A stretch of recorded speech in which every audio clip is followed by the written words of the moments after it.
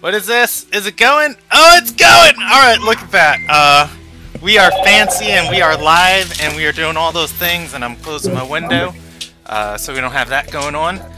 Anyways, welcome to the Ilderon Tales. This is Group B, Legends Lost, Episode 7.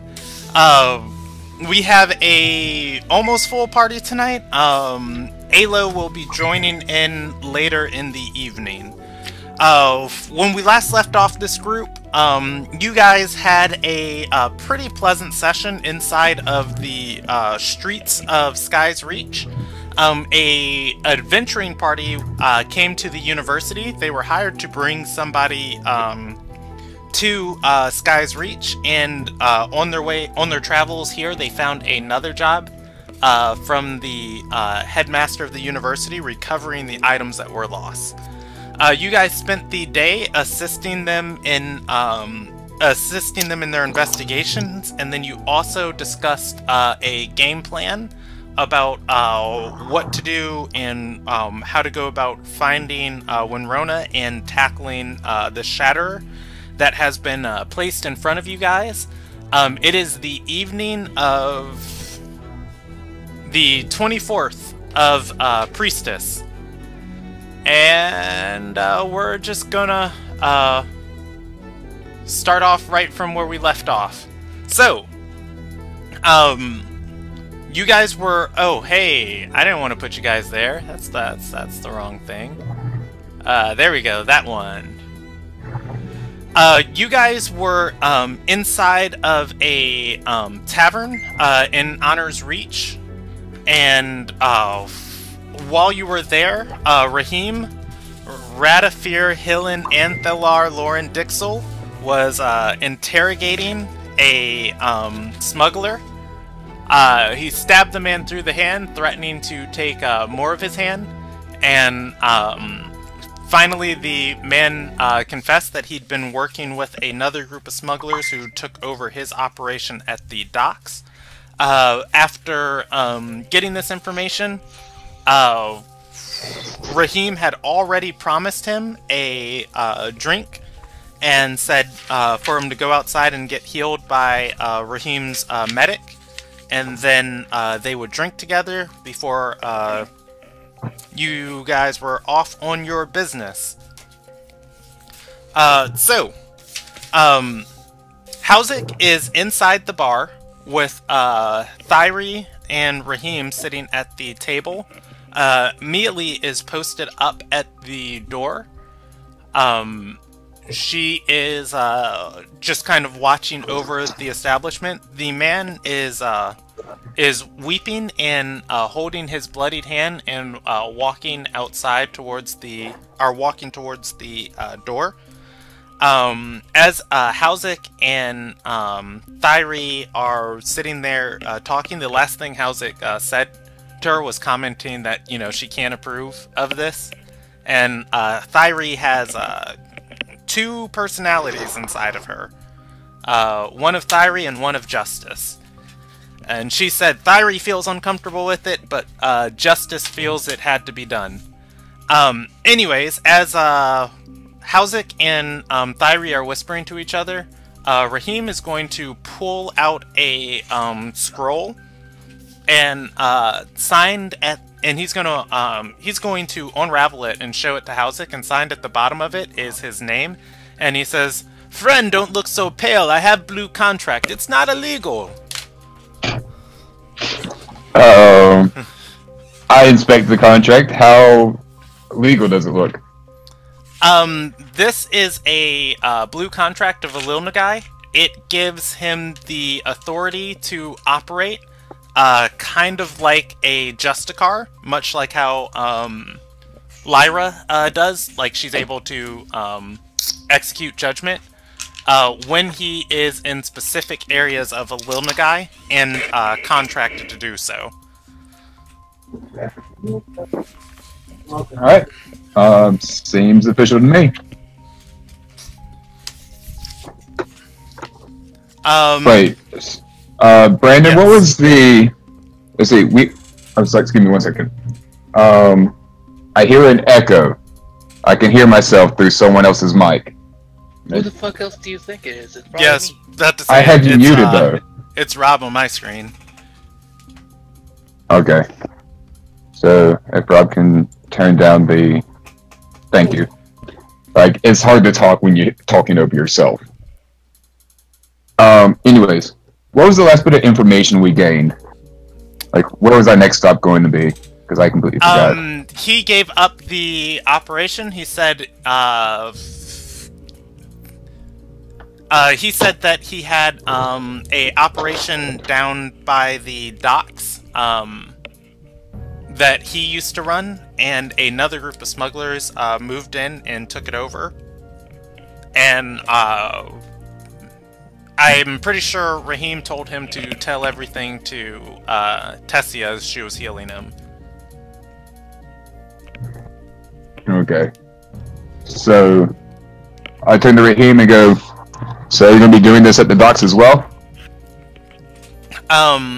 He's going to shake his hand, shake his hand, because he only has one of them. He's going to shake his hand and say, No. Now that we know where they are, we will raid them. I tell you what, it seems our quest is close to coming to an end. We race you. I mean, I'm down for a challenge. Are we racing to see who gets rid of the villains or who finds the rune first? He leans forward and says, If you win, half our pay for this job will be yours. If we win, half the pay from your job will be ours. There's nobody else in my party near me, correct? No, there is not. Am I out gambling, or what happened to me? You guys were outside robbing stuff. Oh, yeah. Oh, yeah. Yeah, we're doing that thing that you should probably have an alignment check for. Deal. And I hold out a hand. Alright. He is going to say, if you get to your location and back to find that person, you win. Before wait, no. runes. I thought this was who returns the runes first, because the reason why we're helping you is so that you will help us in our mission. That's the first time you guys have mentioned that. Well, like that.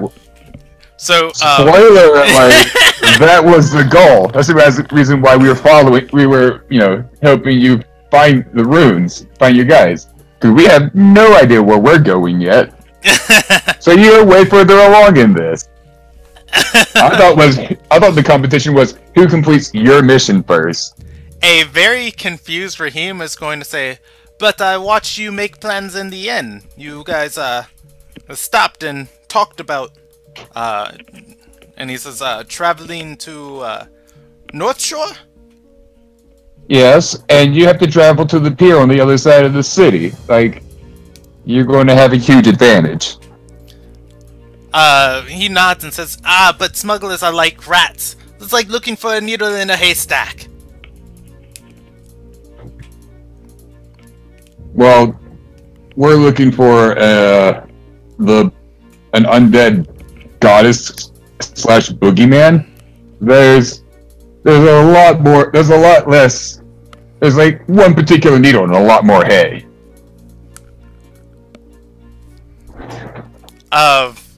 He's gonna nod and say, besides, deal is a deal. If we complete our quest before you complete yours, you owe us half.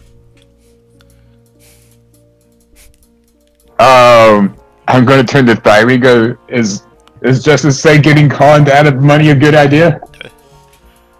As you look at Thyri and ask them that, they're going to have a smile on their face and reply, "It is just," and then look at Raheem and say, "But you're joking, right?" Raheem, who at this point has had a pretty not serious, but a pretty, like, I'm not joking look about this of, like, yeah, this is a good competition between us, is finally going to, like, break a smile and say, yeah, yes, of course, it's joke. Good, because this bet was made on a misunderstanding. It wasn't fair. Now, if you want to see who can have a competition to see who can find the runes, I'm willing to make that bet. And then afterwards, we can have a counter bet to see who can find the person we're looking for. Roll me a persuasion check.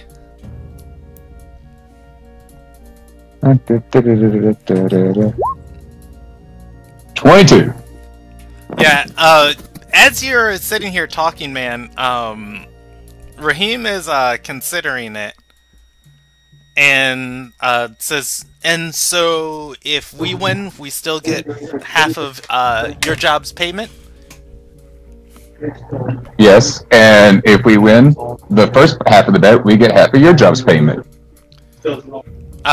He'll extend his hand forward and say, "Is deal." Cool. And now I shake the hands.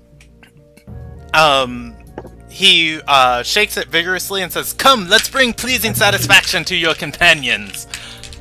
He looks at Thyri and says, "Drink with the men, the drink we promised, and then meet up with us." Thyri nods, and Raheem begins dragging you outside.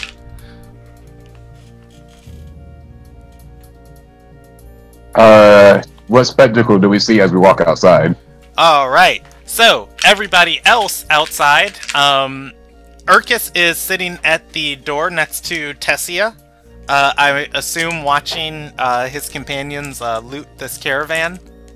Yeah, I'm just out here watching the touching moment, and then whatever's going on over there, and just okay. And then Tristan and the rest of the party, which would include Alo, Dralos, Roman, and Jessica are all over at the caravan. Hapelri is walking away from the party and walking towards the door. As you guys are standing outside this inn, a man with a bloodied hand walks out. He is holding his wrist and he is wailing, and he says, "The man inside," and he looks to Urkus and said you could heal my hand. He stabbed it. He's looking at Urkus. He is looking at Urkus. Tessia's gonna step forward and say, "No, that's my job." She's going to start bandaging his hand.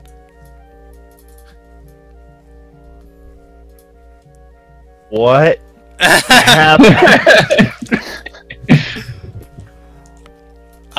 He's gonna say, I run a smuggling operation by the docks, and some other smugglers with more men came. They attacked the university, and they needed to get some stuff out of the city, and they took over my operation, and I didn't want to go to jail because I thought you guys were contractors, so I didn't want to give up the information, but I also didn't want to lose my Tessia's gonna say, "Shh, it's fine, it's fine. You're not gonna lose the hand. It's not even gonna get infected." A break, buddy. That's what Urkus says to him. Yeah. The whole smuggling operation taking over someone else and getting his hand stabbed. Like, man, that sucks. We're completely done packing up the entire cart worth of ingots, right? Like, yeah. At this point, we've already hoodwinked that entire thing. Yeah. At this point, you guys are going to be walking back, or you guys can see Tessia and Urkus talking to this guy outside the inn. Is there still that little fight going on? Or has that ended? There was not a fight. That was a conversation. Oh, the argument. Okay. Aggressive Yeah. negotiations. Some conversations, people get stabbed. It happens. It happens. Ask Roman. We get poisoned. Anyways, Roman speaks no, with no, his no. fists. as you guys are sitting here, Tessia says, "Go ahead and tell me more about this operation." The man, as she's bandaging and applying a salve to his hand, lets her and Urkus in on the location of it. It is in the it is on the north side of town. What reach is that? That would be Grace. Yeah, that would be Grace. Or no, yeah, that would be Grace's reach.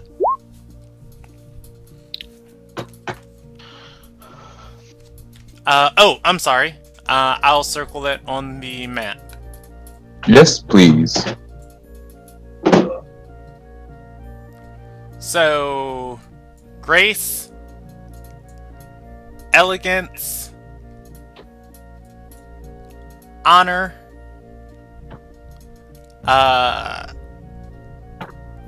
Honor Walk, Discipline, Purity, and Grace actually extends straight through town right there. That's I had to look at my notes because I never specified that out for you guys. Anyways, she is. You guys have the location of his headquarters, and as she finishes bandaging his hand, Raheem is going to step out, and he has Hauzik in tow, dragging his hand, and says, "Come, friends, we gathered around. We've struck an alliance, a competition." We're gonna have a nice little race. What? Who did some betting without me? Who made you leader? I thought Tristan was our leader. Boy, were you guys wrong. Well, he was the only one that went in there, and the only one that could speak for us. Tristan will remember that. This episode, how Hauzik dies. A three-part trilogy. First Roman hits him, then Tristan hits him, and then Tristan chokes him.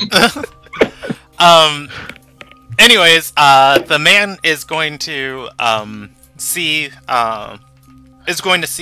Raheem step out, and he's gonna say, "Oh, by Lilia." Raheem's going to look at him and say, "My companion waits inside. She'll have drink with you." He nods and steps inside.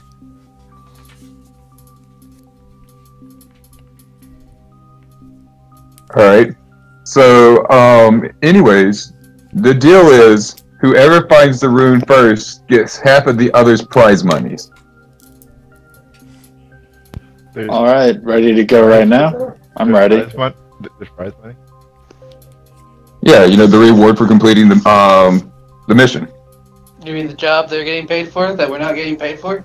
Yeah. Now we can get paid for it. Wait, are they gonna help us with our thing now? In character? Well, Raheem is going to say, yes, it's been discussed. I'm not sure what your thing is, but it is very doable by the Moonlight Company. Why, we are one of the best! Sure, why not? Question though. The best! How the can best, we- The best! The best! How can we give you half of what we don't get?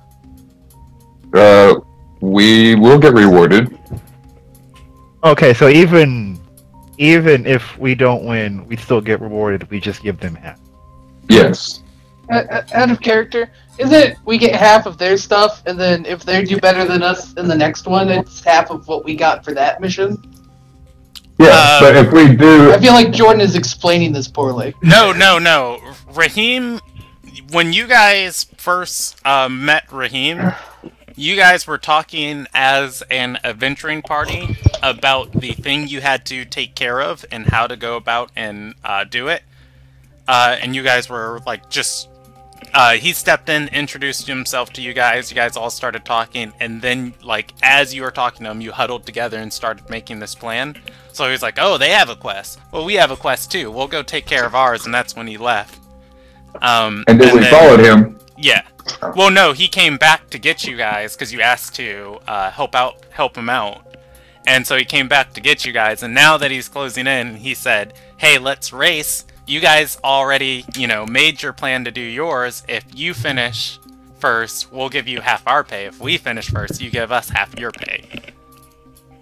And then I was like, that's not cool. Joke's on him. We're not getting paid. Yeah. So we changed it. And now it's, if we complete their mission, we get half their pay. If they complete their mission, they get to keep all of it. And then if we complete our mission, we get to keep all of it. But if they complete our mission, they get half of it. Yeah, no. That's what I thought. I'm just saying that your explanation makes it sound like we're splitting, like, this. Not the second part.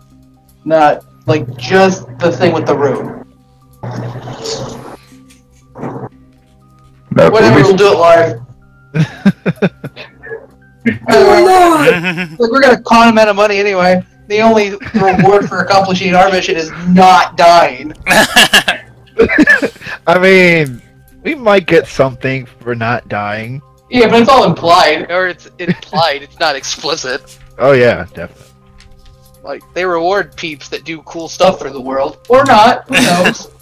We're literally just doing a favor for FD. Unlock the chains around Dila. It's like, so we're gonna get paid for this? I'm sorry, the university vaults are empty. Puts the chains back on. Okay, we'll see you later.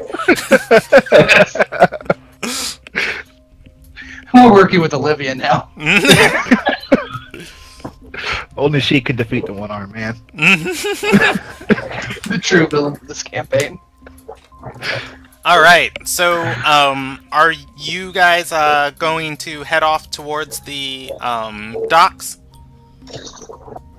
Yes. That as well. We have to beat them. Yeah, we'll move just as fast as we can there, Hazzy.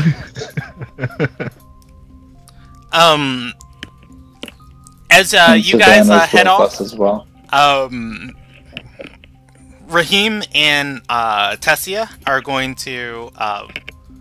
Raheem is going to jog and catch up with you and say, come, Tessia! We're in competition now! She points back and says, but what about Mealy and Thyri? He bats a hand at them and says, ah! They're yellow in the nose for combat. She nods and says, alright, let's go. Tessia and Raheem start moving with you guys. Alright, so it is the evening of Father, and you guys have a distance to go across the city. You already know what is about to happen. As you guys are walking through the city, Tessia is going to strike up a conversation again with Jessica and say, so this mystery is just burning away at my brain. Here's what I put together so far. And she's going to put her fingers, or she's going to start counting on her fingers and say, you were spawned on Galkin in the Earthfire. And as this is going on, Hapelry is going to elbow Tristan and look at him and shake her head.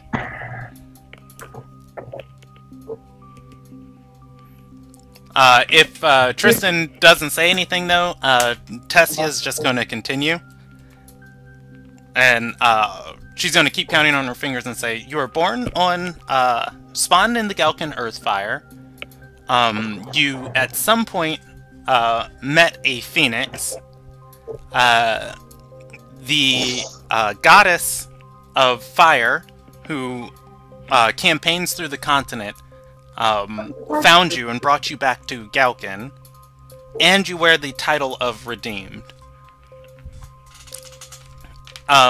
Just like In any case, that's not really business that's here or there. After all, I believe we have a competition on our hands, do we not? I think we should separate our parties right now and head to the docks as quick as we can. That might be advantageous. Besides, talking right now seems somewhat akin to giving away trade secrets. Brandon, can we just break into a sprint? yeah, you guys can. But you know, I'd like to ride my kitty. yeah, at the mention of separating your guys' parties, I mean, you know, you can just tell them, let's, you know, go our separate ways and meet up when it's over. I'd rather just start sprinting away. I think it's better. Alright. So, as you guys, start, running, like, as you guys start sprinting,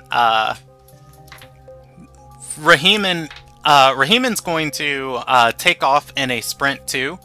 Like, you guys are gonna, like, start booking it, and immediately, like, not losing, pace with you guys start running, he starts running, but, as he does, Tessia is going to grab the collar of his armor, being dragged forward with him, as this guy is kind of like a linebacker, before he finally slows down, and you guys are going to hear her call out, "It's just you wading into combat. You need to save your stamina." He gestures forward to the party and says, "No, but we can't let them have all the fun." And she's gonna say, "Yeah, but you can't run in and get yourself killed from after being exhausted." He's gonna let out a huff, and you're gonna see them still taking their pace behind you. You guys successfully sprint away from them. Cool. The moment we get out of sight of them, I want to slow my pace down. All right. Same. So I don't have exhaustion going into combat. Yeah. But so we're still ahead of them. I go a little bit ahead of the party. Yeah, Drelos with doesn't my big stop. kitty. No, I intentionally am going to be ahead of the party and try and check out the surrounding area as we keep going. Okay. Your cat is back at the university. Because you, No. yeah, you didn't have it with you last session as you guys were going into town. Zutalor. However, I mean, you do have a huge group of party people. I'll still slip ahead of the party and try and keep Okay. an eye on everything. All right. Before Drelos runs off ahead of them, I'm assuming Urkus is going to let him know where the docks are. Yeah, that'd be helpful. As we're running, like, hey, so we need to go to the docks in the north, you know, so we're not running around looking for. I assume Housing knew where the docks were since he attended this university. And I also but- work there. But did the guy tell Housing? Yeah. Yeah, I was thinking, there are okay, so, yeah, multiple there's no docks point. within the city. Like, there aren't just the docks. Like, this is a port city. There are the Queen's docks. There's the tier are the inner city docks, the outer city docks. But he said on the north. Yeah. We have a direction. And we have Roman. Yeah, I know boats. That's a boat. That's a boat. That's not a boat. That's a ship right there. That's our advantage. We have We're Roman. going to the docks. We have a sailor. Fuck all y'all. As you guys finally like slow down your pace, as you guys finally slow down your pace, Jasaika is going to look up to Tristan and say, "Thank you. I try not to lie about, but I also don't tell other people." Did we all hear that? Don't Yes. think of it. Okay, she's really, really nosy. Right? I hate nosy people. Yeah, Hapelri is going to say nosy, curiosity. They can be interchanged. Yeah, but when it annoys More us, it's often than nosy. not, a scourge all the same. Yeah, but it's annoying us, so nosy. All right. So you guys are going to get to you guys are going to get mostly to these docks without interruption. As you guys get here, I was kind of hoping you guys would take Rahiman's offer and go take care of your other business. You thought. Yeah. We want to be alive as long as we can. We're getting all the XP from multiple encounters this session. All right. Let me make a new page for you guys. You should have known we would have did this. Yeah, I have this. I have this map, but it's not in Roll20. So I'm just gonna draw it out for you guys. It's the best thing ever. Yeah, we'll do it with Sky's Reach. We'll just duplicate this. We'll give us a combat grid, enable a grid, and make the grid color red. Yeah, red. That did nothing like I wanted it to. Okay, hold on. Let me drag you guys to this grid, see if you see it. And... Well, I see a red grid. Oh, wait. Why did it do it on that page? I didn't even click for it to do it on that page, and it did it on this page. Oh, maybe it changed the grid across all of the... Okay, hold on. Okay. I don't know what you see. I see a black screen. Yeah, you should just see a black screen, and now let me try and change this grid to red. Enable, okay. Alright. You guys should see a black screen with a bunch of red squares. Yep. Alright, so that's... Oh my god, it's so wide. Do 30 by 30. And if we need more, we'll add more. Alright, so... you guys are going to... get to the docks. There's going to be a series of warehouses. There's going to be a series of warehouses along the northern set of piers here that Alil Rai described as quote unquote his operation. It is a series of towers and small warehouses. Standing, there are multiple areas to go inside this building at. Let's see, that's 15 of these. I can probably just go ahead and of the piers, you guys are in this complex stretches out for a good like about eighth of these set of the docks. And I guess we can use the other page for this. Anyways, how do you guys want to go forward? Do you want to scope out the place, like perception, see what you see. Do you want to just go in the front door? I want to be extra sneaky and get as close to everything as I can. Okay, yeah, Dralos would be the first one here, so go ahead and roll me a stealth check. Entering from the northeast side is going to put you in from the warehouses.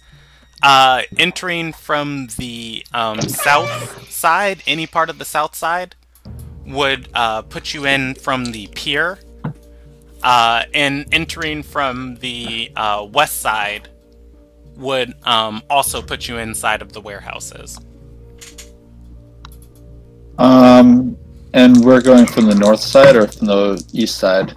You guys, did I move you guys back? Yeah, I did move you guys back. I'm going to delete everything on the map real quick so I can point out where you guys are at. If you guys look at the map to the left, you guys are coming in from that direction right there. So you'd be coming in from the northwest. Okay. And can I do my stealth to beat the check? Yeah. As you approach this place, you're going to see from your approach there are 2 entrances that you can see. And let me go back to the other map, because that's where I'll start drawing this out at. I'll just delete that other stuff. Alright, so you're going to see an entrance right here, and this is all one complex. I should be drawing this on the map layer.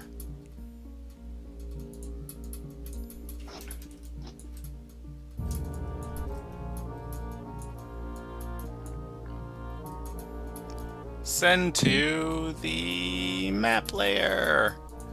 Alright, so this is all one complex, and you are going to see these 2 entrances. And now that I'm back on this, and these buildings are all connected through here, but I can easily delete that.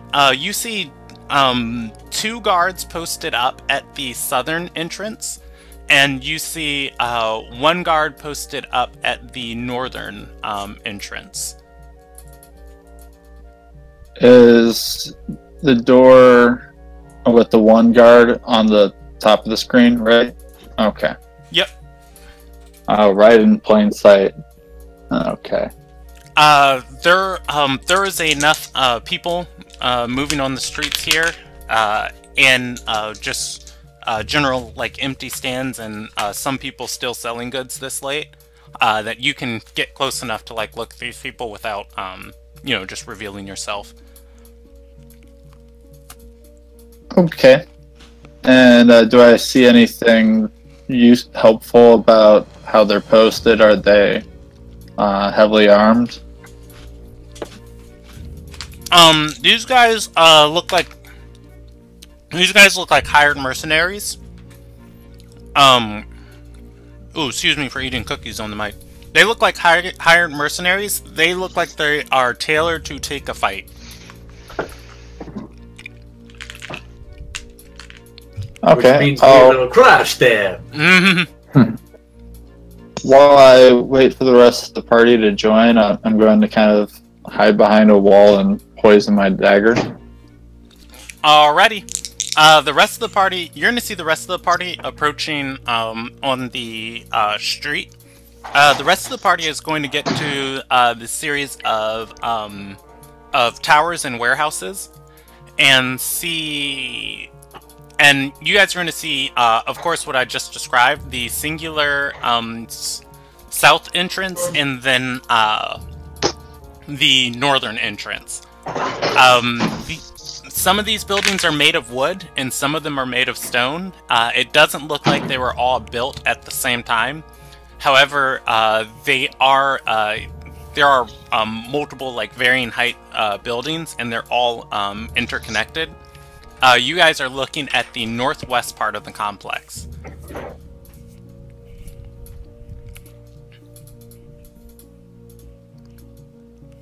The whole party is here. I turn towards the party and I say, "I'll take out the one if you guys take out the two. Even with all these people here, we'll just slip in."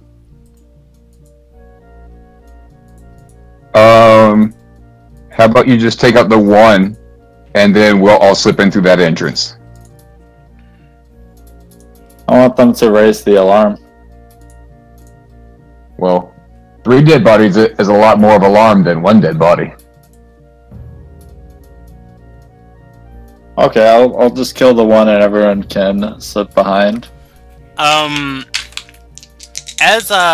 you are suggesting that, Pelry is going to roll a history check, and she is going to snap and say,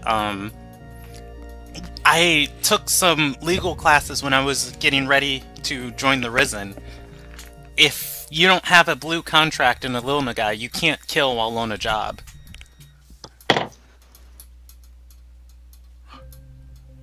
I'm incredibly disappointed. Is unaliving a bad thing? Yeah. Yeah, Hazek. Can we just take the guard as hostage? Poison blade to the throat?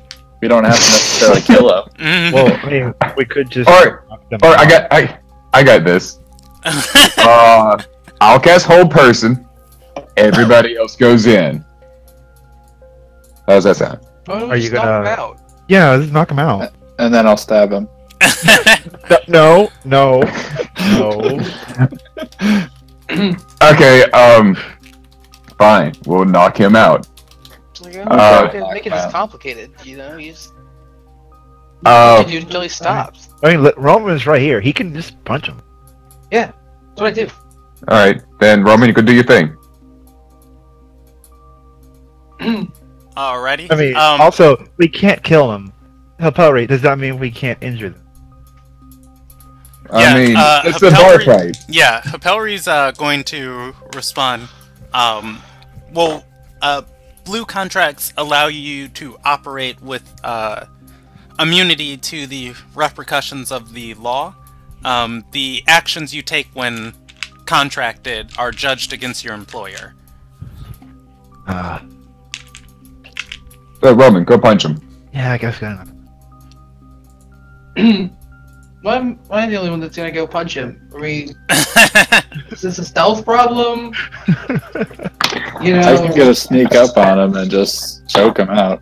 You know, Yeah, I, mean, well, I can go hit him or whatever. Yeah, we could all. Yeah. How's this starting to get a little bit annoying? I can parkour over there. How's this getting impatient? He summons his pack Warhammer, Okay. and then goes, I will knock him unconscious then. Cool, fine. Go ahead and go knock him unconscious. Let's go, Howzik. I'm turning off the grid for a second. I don't have this map like completely drawn out, but I figured it would just be easier for me to put it right there, and then I'll, the spaces we'll need for combat, I'll draw on the battle grid for you guys. Alright, so you guys are looking at 8 and 11 of this complex as far as the entrances that you can see from the street. Okay.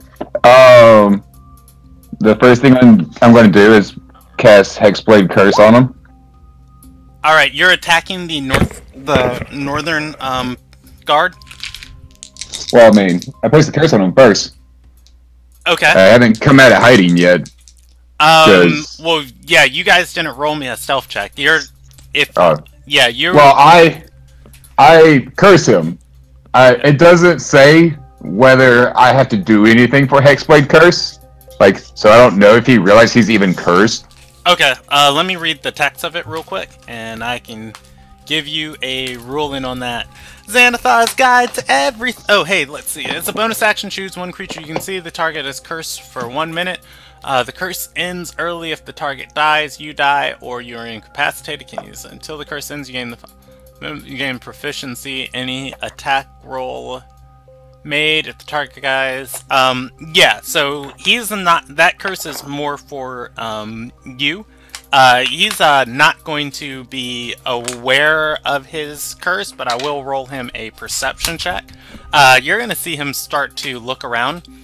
This, by the way, this area is like a, oh man, what is that word I'm looking for? A cul-de-sac.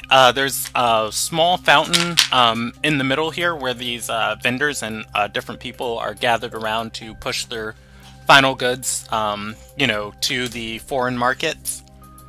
I'd like to sneak over here, by the way, with my stealth, just in case. Okay. These guards both have full sight on each other. In the distance, they can see each other. So, is Hauzix walking up and attacking with that curse? Is there a alley nearby with nobody in it? On this side of town, let's see, this is Grace Reach. Yeah, you would be able to find an alley. However, the side of town is pretty nice. Okay. So, yeah, no, I will accept the repercussions later. I go up to him, smile and say, "Hi, how are you doing today?" He nods and says, "Just another day on my post. Got a sea breeze on my back. Can't wait to go home for the evening. Once my shift's finished, I'm doing pretty good. Iliaria to you, my friend." Yep, and it sure sucks if something bad happened. Oh god. And then I hit him with my warhammer. Alright, roll me an attack roll. I'm gonna use both hands. Okay. Are we seeing this? Yeah, you guys just saw Hauzix just walk up, start talking to this dude. They had a conversation, and then Hauzix swings. You hit him. Roll me damage. What's up, everybody? How's it going? Hey, Derek. what's up, Derek? You Have have it it. sorry. time for shenanigans. Sound a bit late. I also get Yeah, what is it? you have advantage bonus on that damage attack. equal to my.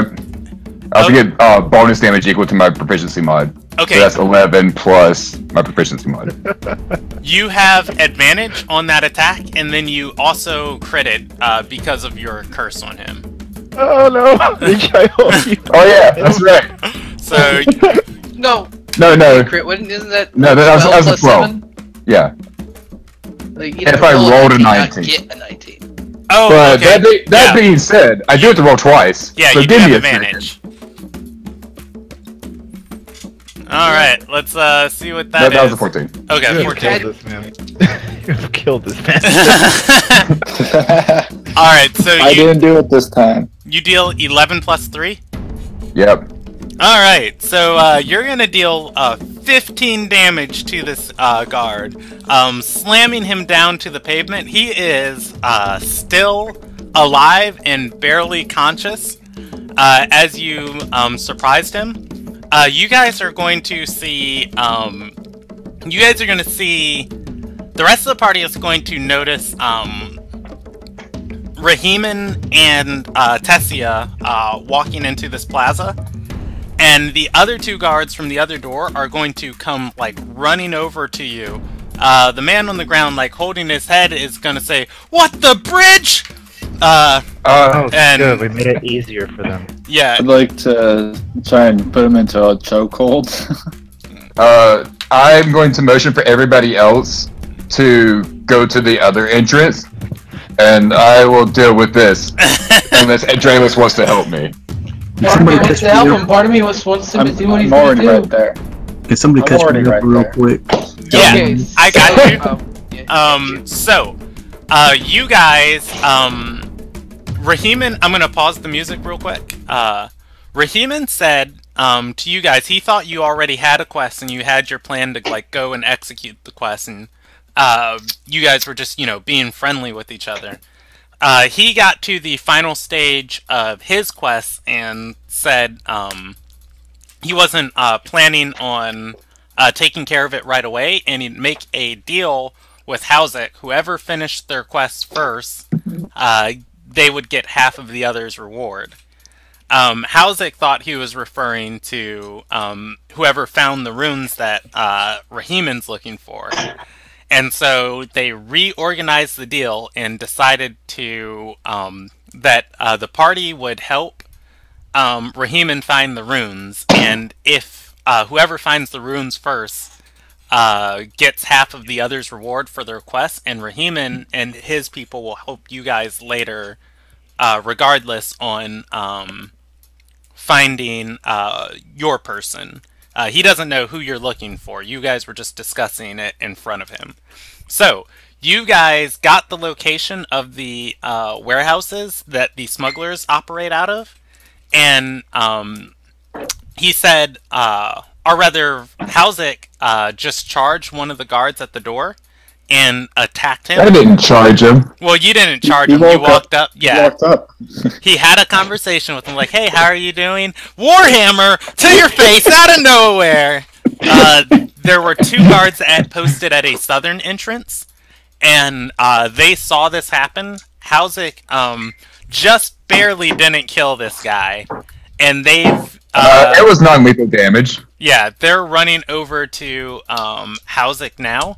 The party left Rahiman and Tessia, which are 2 of the Moonlight mercenaries, are the Moonlight Company people, who have just arrived at this warehouse. They are trying to find the runes before you guys do. And all the squares, the warehouses? Yes, if you... Rahiman told you guys to go after your quest earlier, and Hausik's like, no, we're going to go after yours. So I had this map, but I don't have it in Roll20, so I just uploaded it and put it here for you. You guys are looking at 11 and 8. 11 and 8. Okay, Yeah. and we're all together right now? Yes. Okay. Hauzik just told you guys, go in through the other entrance and he'll take care of this. With You got that... my message. Well, actually, I'm going to flank that guy and put him into a chokehold since he's knocked down on the ground. Yeah, sorry I'm late, guys. I had some family stuff. You got my message, right, Brandon? Yeah, I did. I Okay. informed peeps. You let us know, no biggie, Duck. Yeah, sorry about that, but I'm here, and let's fuck some shit up. All right. Sweet. Roll me an athletics check to grapple this guy. Athletics or acrobatics? Sorry. Athletics to initiate a grapple. Oh, okay. Oh, Derek, we're not trying to kill, by the way. We're going non-lethal. Kill, will do. Kill everybody. Got it. That's what I said. This guy is being bum rushed by Draelos, and Hauzik is going to flail in Draelos's grip. The 2 other guards are going to arrive at the entrance, and one is going to call to the other and say, "Go get the contractor."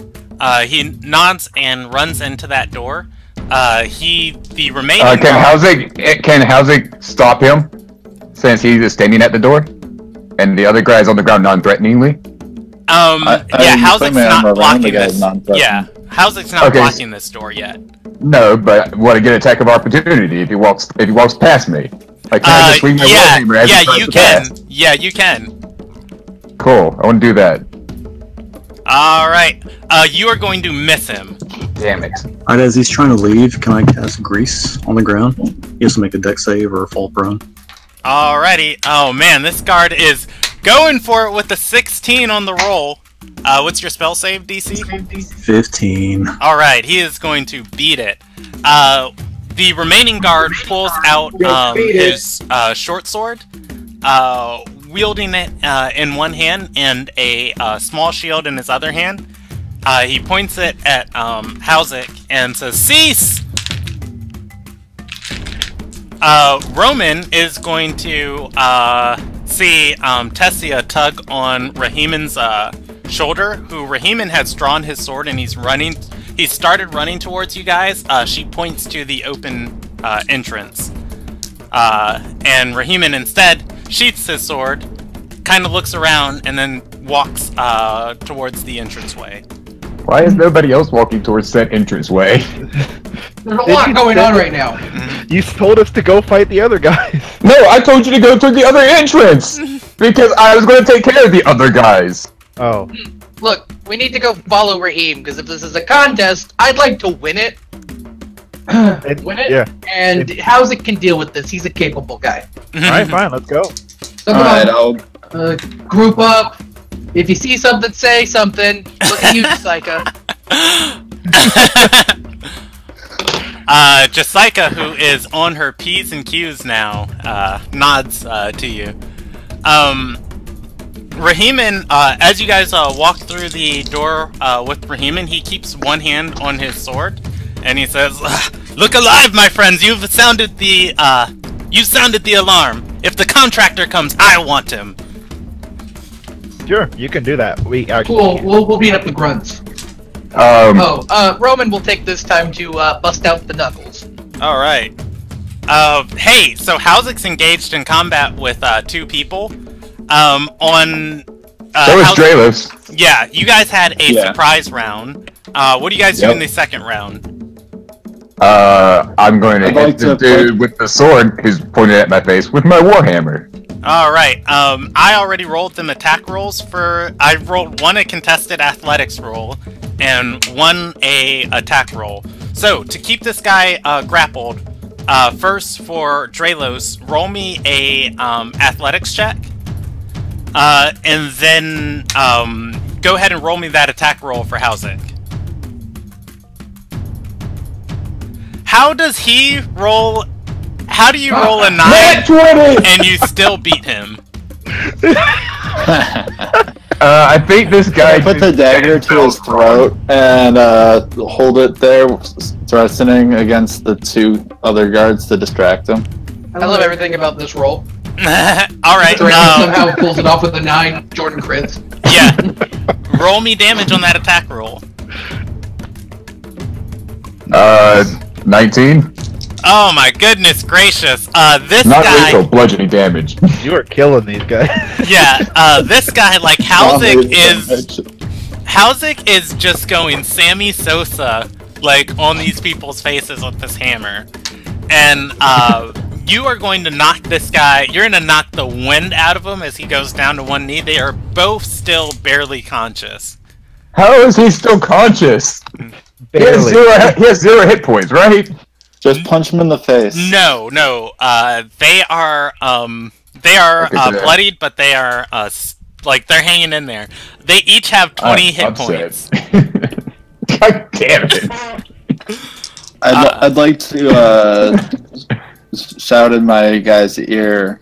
The other where one are would the have rooms? to, the other one would have to roll that, dexterity save, so... Howzik's going to have super advantage on that attack anyways, because the other guy was prone. Asking the contractor, where the runes, he's going to say, What, we don't know, we just guard the doors! The other one is going to pull out his, short sword, like, come up weakly at Howzik's face and completely miss. He probably can't concentrate right now. His ears are ringing. These are the gruntiest grunts. So, at this, I'm just going to, I'm not going to use 2 hands anymore. That's mean. And just hit him with my warhammer and try to just knock him the hell out. Alright. Go ahead and roll me 1 last attack roll. Watch these, like, be 1s! Yes! Damn it! Those are 2s? Yeah, that's, gonna miss, and, Dralos can, keep grappling this guy, or, do something else, but they're attacking back. Hit him, Dralos! I'm gonna try and attack the... Okay, 15 versus, Howzik's AC. Howzik's AC is higher than 15. Okay. So Dralos lets go of the grapple, or is he keeping this guy grappled as he's attacking? I'm gonna release the grapple. Okay. Count this guy. The next one is going to be a 20 versus Hausek's AC. That one hits. All right. They are going to deal 7 points of.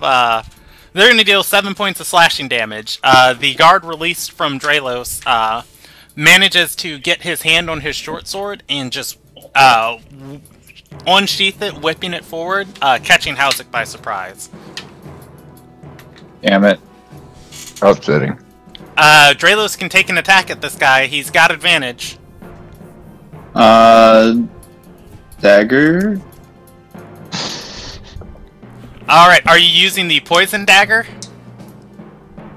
I have 2. I will use my non-poison dagger. Yeah, that 22 is gonna miss. I'm kidding. You're gonna hit him, go ahead and roll damage. 1d5. You just press the name on the dagger. You don't have to. Yeah. Just click valve to your dagger. Yeah. Yeah, just click on the dagger, right? No, click That's on already been rolled. Yeah, The go one to that's the already been chat, rolled. and then In the chat. yeah, look at the chat log and click the name of it. There you go. 8 piercing. Is this lethal or non-lethal? I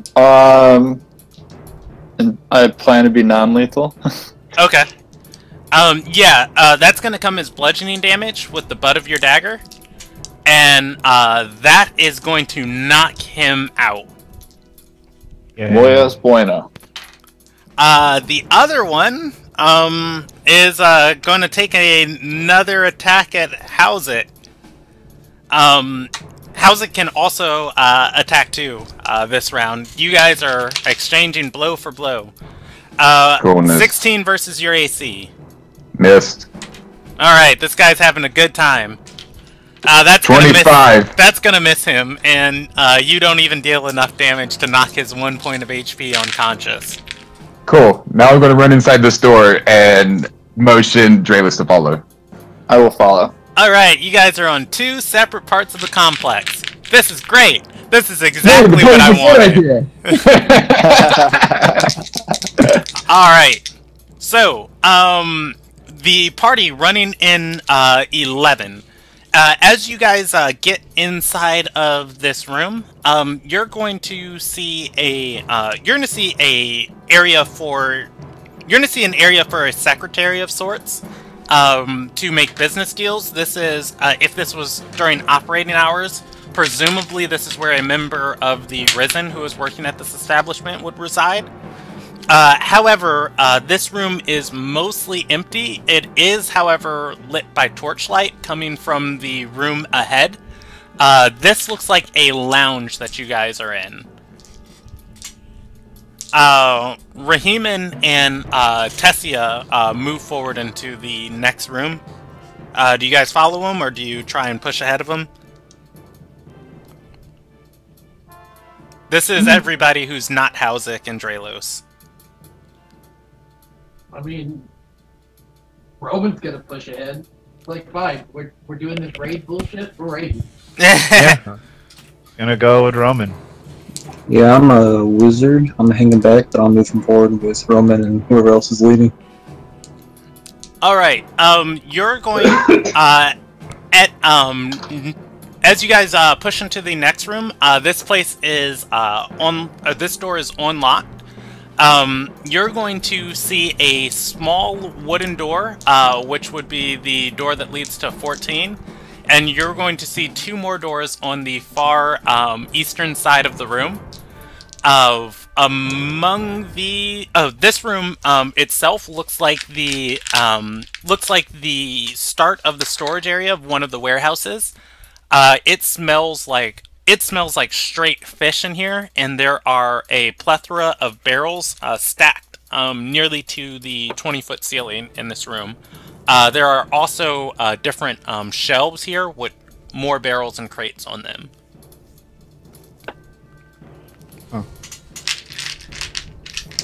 Tessia, holding her nose, is gonna gag and say, "Ugh.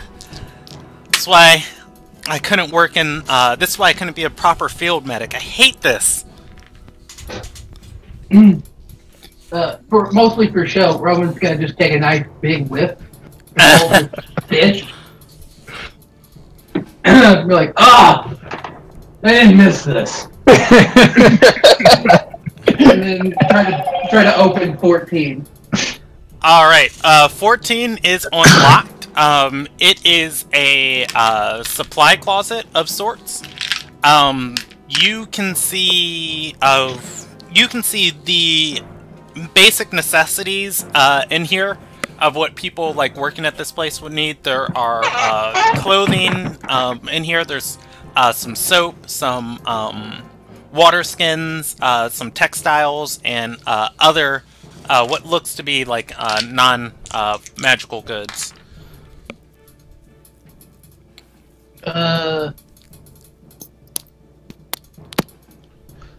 I'll turn to everybody else and like, this all seems to be like household goods. So we should probably keep moving forward. Alright. I'll go take a look at 15. Alright, do you try and open it? Yes. Fire trap! Urkus is dead. No, I'm kidding. It is... Finally. I can't be evil anymore. It is sufficiently locked. This is also a metal forged door. Alright, so I shell it out. Hey, we got a locked door here. I mean, unless you're really strong, we probably can't punch through.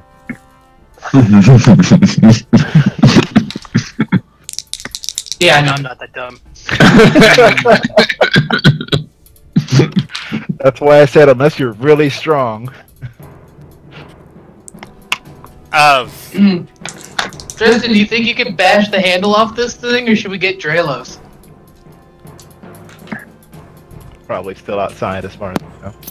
At this point, I might be currently an 8. Let's I can see try. something I can try real to quick. kick it. Can I try to kick the door open? Yes, you can. Is that athletics? Yep. Is JD still here? JD I dead. am. Okay. 14. 14. This is a well-crafted door. Yeah, kicking it, like, you feel the whole frame of the door kind of, like, press against your foot. As, you know, you kind of, like, hit force onto it, and then the force comes back at you. Nobody can pick locks here. Tessia is going to say, that's, kind of why we, picked up Anita. We needed somebody to fill that role. Is Anita here? No, Anita's not here. It's just Raffi and got her name, Tessia. Yeah. Raheem is going to bang on the door several times with his fists and say, "Knock, knock! Anyone in there?"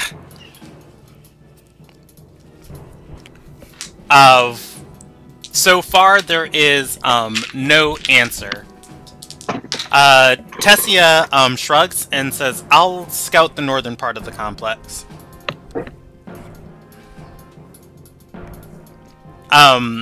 She heads to the door that leads to 7. Since 15's lock, I'll make my way there too then. Alrighty. Going over to the other part of the party, you guys step into what is 8 marked as 8 on this map, and let me zoom in so anybody looking on YouTube. Can I record something real quick? Depends. What is it? I want to look on the bodies and make sure there's no keys. No, you can go back outside and look. I want to go back outside and look for keys. And All tell right. Drelos, try opening these I'm doors. gonna- I'm gonna go grab keys. I'm going to do a perception check and see what's inside the room looks like. Alright, looking at 8, 8 is one of the towers associated with this area. This is, this seems to be more of, I guess, like an employee entrance. There is a board on the wall with some parchment tacked to it, and this area is not very clean. There's a single barrel of water in the corner and a set of stairs that lead up to the second floor of this tower. There are 2 doors here, both of which are wooden. The southern one is open. This building is made of stone. Do I see anything through that door to the south?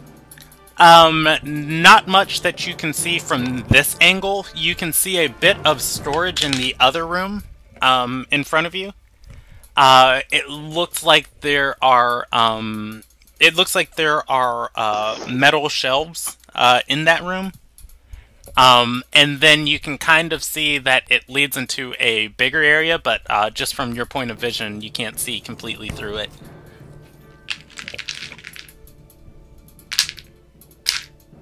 I'd like to open the door for 10. Alrighty. It is unlocked. As you step into 10, this is a bed house. There are people in here putting on clothes, armors, and grabbing weapons. As Dralos steps in, he's gonna see some half-nude men and women. They all look back at him. Those who are armored are going to charge him. Wonderful. Rest in peace. 4 of them come after Dralos, and I'd like to sprint away towards the out into the courtyard direction. just outside. oh, holy shit! Yeah, some of them are gonna trip over themselves as they're running with unfastened pants and all of those things. However, yeah, Dralos is going to have the lead on them as his dash. Hey, Howzik. Yeah. As you're patting down those bodies, coming almost tripping over you, but I'm assuming Dralos is dexterous enough to leap over you as you're hunched over at this door. Looking behind him, yeah, there are 4 people coming from that room running at you guys. I will just slam the door shut in their face. Oh. After I get through it. Yeah, Dralos does make it out in time for Howzik to close the door. As he does, there is going to be a shaking on the door as they're trying to open it. Cool. I'm going to take this opportunity to stand back up. Howzik's gonna have to roll me an athletics check to keep that door closed. No, I just slammed it in their face. They can easily just open it. I'm not going to stop them. I just wanted to use that half second that they had to open the door to stand up. Yeah. And then ready my warhammer. Alright, so, Howzik ready to hold this door? No, I ready the warhammer to punch the first person that walks through it. Okay. Actually, instead of sprinting towards 11, I'm gonna post around the corner to... Yeah, just sprint to 11. No. Howzik wants to die, let him die. Yeah, what I'm saying is Howzik is just gonna stand back and keep all these people at bay. Really? Okay. No, that's not what's happening. I think it is what's doing it. You're just confused. It's not because you're holding the door, it's because you're gonna fight them all.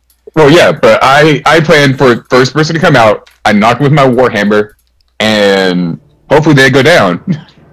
And if not, Dralos will be there with his non-lethal dagger. Yeah. Alrighty. That's how this works. Yeah. We got a plan. And I was just about to say with quotation marks for anybody on the stream, plan. Plan. Alright, Plan. first person is going to walk out of the, is going to open the door. And then my ready action triggers? Yeah, you can swing at the door. However, as you open the door, they don't charge out. They don't like willingly step into your reach. They open it and they have their weapons like at the ready. My ready action was the moment they walk out of the door. Oh, okay. Yeah, I was gonna say you can make an attack roll at them, but they took a dodge action, not knowing what you guys had set up for them. Yeah. Seeing you like standing there with your warhammer drawn, they're going to like have their weapons all at the ready, and say, "Hey, we have risen members and blue contractors on this premises. Leave, or else you'll face the full extent of the law." I'm going to respond with, "Cool. We also have blue contractors on the premise." They're going to like look back at each other, and then say, "What are you here for?" The runes that were stolen. And once again, they're going to say, "There's nothing that was stolen here. Leave." Insight check that. Go ahead. Yeah, Hauzik is dealing with whelplings. If any nefarious deals are going on here, these people don't know about it. Then I'm going to respond with, "I'm sorry that your boss doesn't tell you things," and then swing my warhammer at them. Alright, roll me an attack roll. 19, you're gonna hit the first one. And you're going to have to step inside this doorway to do that, as they're kind of like all posted up like at this door. So you're standing on the outside of it, they're standing on the inside of it. Okay, so now I'm in the doorway? Yeah. Okay. 14, that is going to take the wind out of this lady talking to you. However, it is not going to be enough to knock her unconscious. The three of them attack into the door, two wielding spears, one wielding a cudgel. Only one of them is going to hit your AC, and they are going to deal 5 points of piercing damage with the spear. This is a pokey, get back! Get back! The rest of the party, though, What does Drelo do? Does Drelo get next? I'm gonna step in and am I able to do a sneak attack if it's right inside the door, just like a pop in? No, you cannot get. Step? Yeah, you cannot get into this door without the three of them there. Hauzik can move out of the doorway for you. You can move through Hauzik Square, but you can't occupy Hauzik Square. Well, how would you feel about just moving a little bit to the side? In or out just a little bit. Yeah, I'll take a step back out of the doorway. That's gonna take you out of their reach. Cool. Alright. They take 3 more attacks at you. Once again, only one spearman finding his mark. And he deals another 5 points of piercing damage. And he says, "Huzzah! Have at thee!" I am going to hit him next. I'm I'm going to look at him and just do like fingers to eyes, fingers to eyes. I got you next. I'd like to use my dagger on the person that Hauzik just hit. Okay. By the way, Drelo saw 4 more people earlier who were getting dressed. True fact. Should've kept running, dog. Alright. Game on. I won't die. Tell Hausik's story. Build a statue in his honor. You are hitting the person immediately in front of the door that Hauzik hit? Yep. Roll me damage. Alright, 9, is that lethal or non-lethal? Let's do non-lethal. Alright, so that's going to come across as bludgeoning damage, and that person is going to fall. There is space for you guys to step inside of this doorway. Both of us together? Well, one person can take the doorway, and the other person can step into the square that this lady was in, or you can both move past her into the room. What do you want to do, Hazek? Well, I want to get back in there. I want to tell them that there are more people coming. I just, in character, there's more people coming.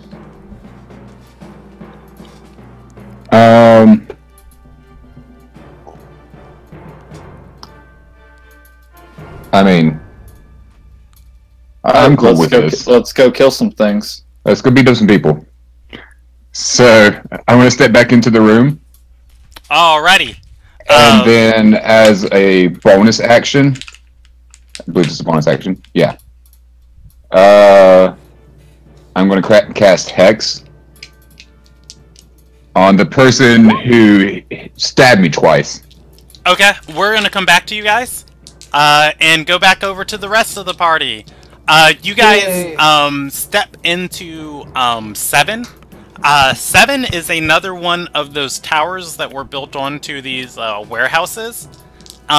This is a multi-floored building. Tessia takes a minute inspecting it, looking up these stairs that wrap around the edges of this building. And even though you can see there is a hatch door that leads to the second floor, she shakes her head and then walks into the next room, into 4, leaving this tower behind. Still keep following her. Yeah, Alright. I mean, Don't trust her. Is Tristan, what's Tristan doing? Is he with the rest of the party? With Alo? And I'm assuming Alo's with this group too, right? Yeah, I'm moving up with everybody else. Okay. Is Tristan following too? Yes. Alright. So, you guys get into the room 4. 4 is a massive room filled with crates, chests, and different types of containers. The shelves in this room are 3 stories high, and there are 4 different rows of them. As you step into here, there is torchlight in 5 different points in the room, illuminating just enough of the room that you can see most of it. There are some dark corners that you can't see. However, once again, as Tessia walks in, she lets go of a whistle and goes, "That's a heck of a merchandise right there." She's gonna point to the party and say, "Alright, since you guys have more manpower than us right now, you take to searching these crates down. I'll see if there's any other exits in this room." She starts searching along the dark wall. Yeah, I'll just open up whatever's nearest by me and see what's in one of the crates. So we run investigation? Yeah. So, like, start prying crates. Can I open a crate? What's in it? I am pulling that up now. I have to see what this region of the world has got, because these are going to be all different types of things in here. Alright, so the I'm going to roll you a percentage die. You are going to come across in this in the first crate you come across, it's going to be slabs of like bricks of marble that are cut into these like precision slabs, but they are uncut as far as they are not sculpted into anything. This is the first crate you come across. On the first row closest to the door that leads from 7. I'll just call out that I got marble in this one.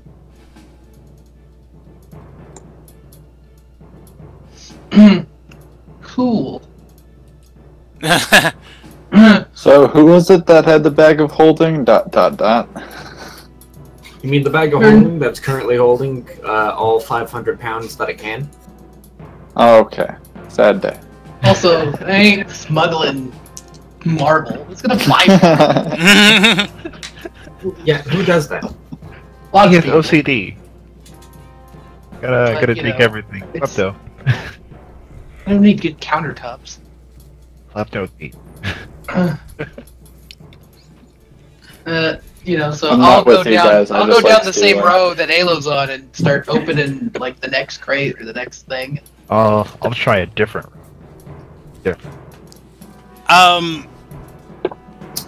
You guys, okay. You guys are just going to just open random ones. I'm gonna roll you a percentage die then each time. Yay! Romans, Is a barrel of snakes. yes, a whole entire barrel of nothing but snakes. They bite you. It's good having it could you. be worse. Oops, Could be all a barrel. snakes. Could be a barrel with a bridge hound in it. Yeah. Is there a barrel with monkeys? I just poisonous monkeys. I assume that it's poison.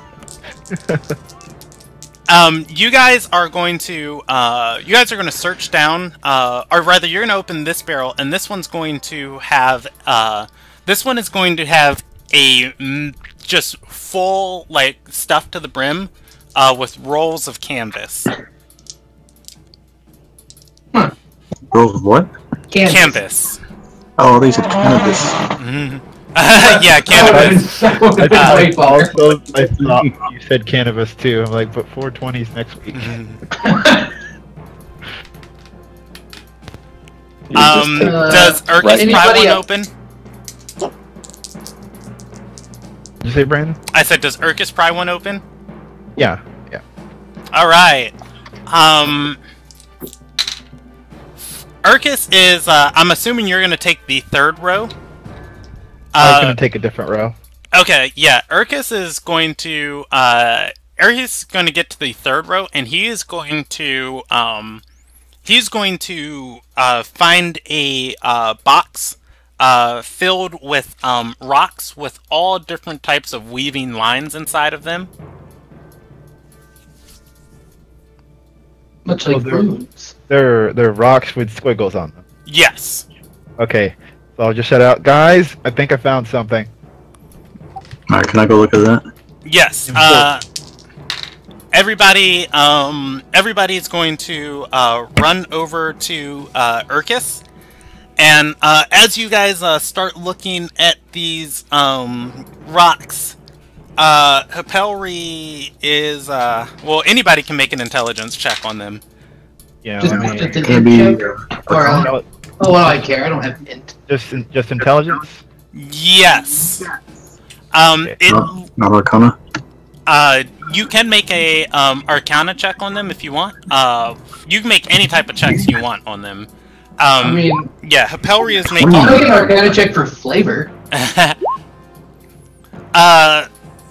These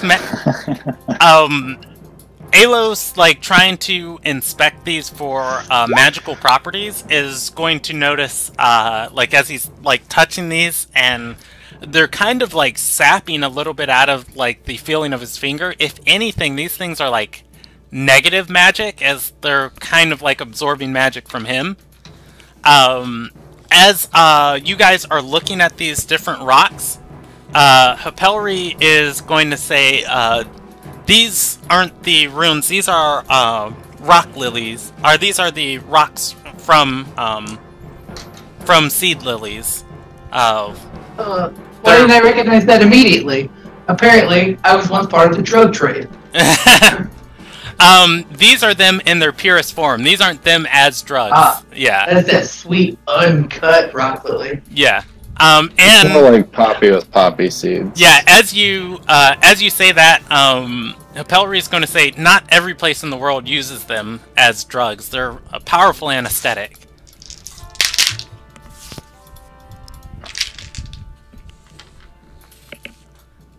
As you guys are standing over this crate, you guys are going to hear Tessia scream, and you're going to see Torchlight moving towards you guys.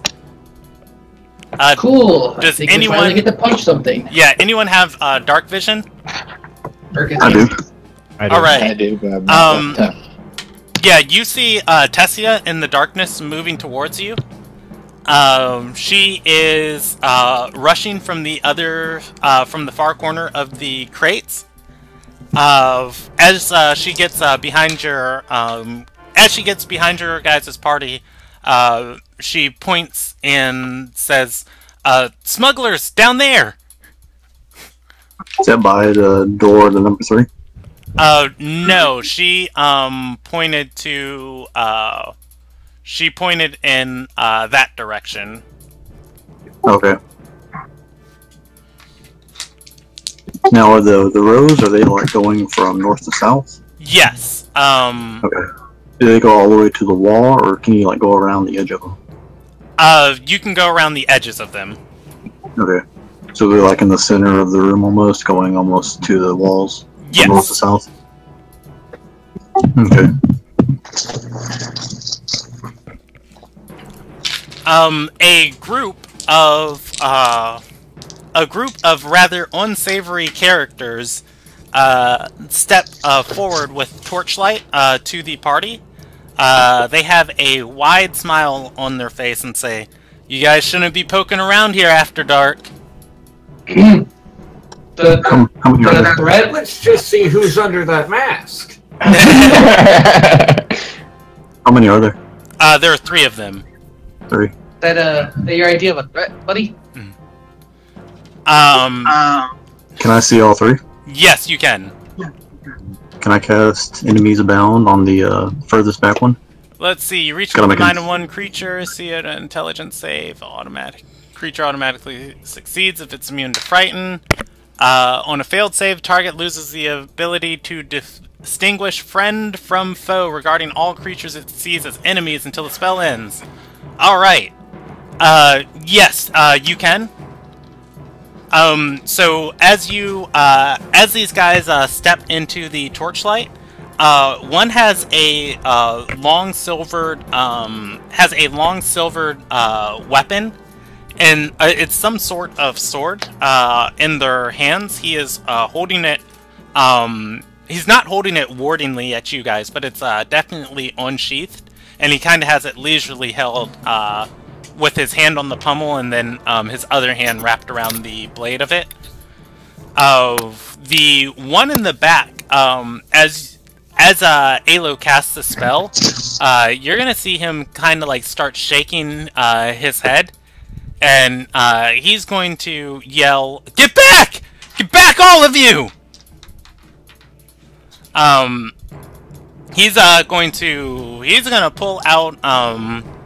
pull out his weapon, and he's gonna start going ham. If that is that gonna like cause like the other 2 dudes to be like, "What the fuck?" It's definitely gonna catch everybody else off guard. He is going to equip himself, and he is casting Thunderwave. Oh shit! Sweet. He's how far is he from us though? These guys are right in front of you guys. They walk forward. They walk forward like very menacingly to intimidate you, and then before they could say anything else, you guys cast and did this on them. They were kind of like squaring up to you, getting nose to nose, and then this happened. So they're gonna hit like all 7 people in this area? How many of it are there of you guys? There's 4 of us here? Yeah, it is going to hit the party and the 3 of them. Go ahead and roll me a dexterity save. Or I think it's Constitution. Yeah, let's see. Yeah, for Thunderwave. Go ahead and roll me Constitution. I will roll Hapelri and Jessica and Tessia. Guess This is who... gonna be great. Yeah, I was about to say, guess who all failed those? Us. Everybody. Yeah, By like 1. Urkus is going to. Hey, JD, give me a Constitution save for. Give me a Constitution save for Tristan. I upgrade my Constitution saving throws, and look what happens. Urkus Well, and I'm not with you Tristan guys. are going to fail. Alo and Roman are going to succeed. Oh, yeah, they're team us. Yeah, he deals half damage to everybody who succeeded. So you take 5 if you succeeded and 9 if you failed. If you failed, you are also pushed 10 feet back from this guy. And the other 2 smugglers need to roll theirs. One is going to pass, and the other one is going to fail. This guy thunderwaves majority of the party away from him.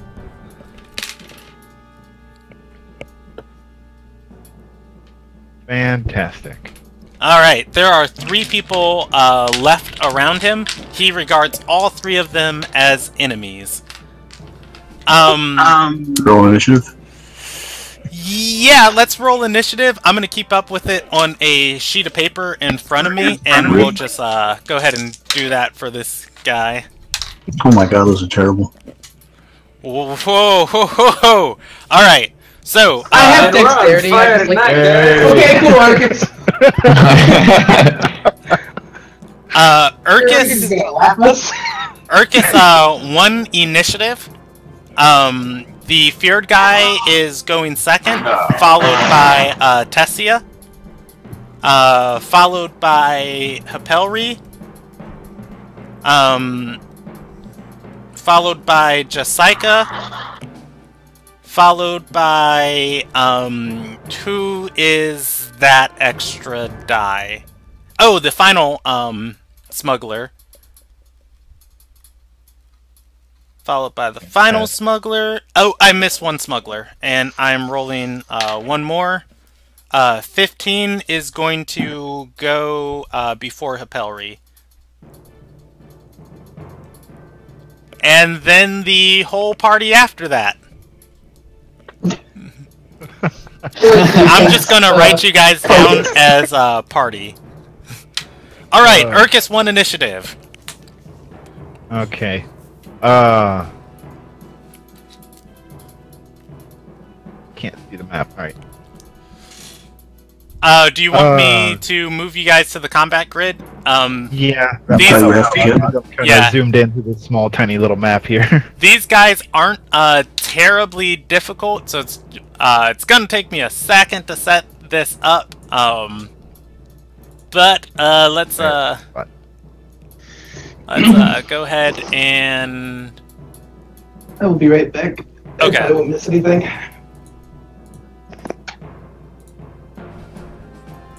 well, that's definitely not what I wanted.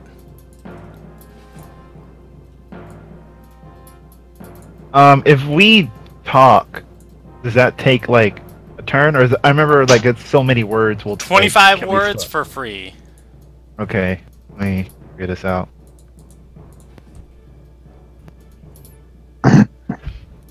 Okay.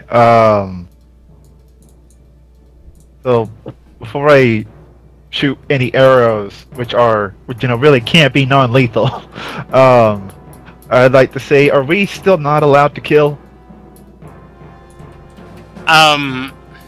You're asking Tessia that or Hapelri? Hapelri.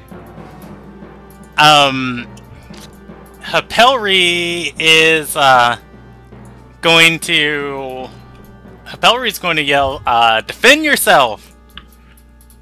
Dralos here. is not here. Effie is also not here. Urkus is here. Tristan got knocked back. I got knocked Yeah, Urkus got knocked back. Jessica got knocked back. Alo I did not. passed. Roman passed. Tessia, I'm going to use careers token for Tessia, and I'll just take off her nameplate. Brandon, this map's helped me so much, like, figure out how that place was. I had no idea how to describe how the room was. This helped me a lot. Alrighty, and we're just going to take off Rox's nameplate too, and we'll use these 3 as the smugglers. Just once, we'll take off his nameplate too. Killer Ataclaw. Yep, and we'll use Brock Brooks also, and remove his nameplate. Rip Brock. Well, now if Tristan has any misplaced aggression, you know who he's attacking. Alrighty. Hey, that guy looks familiar. Yeah, it is Urkus's turn. Okay, which one is the one that's feared?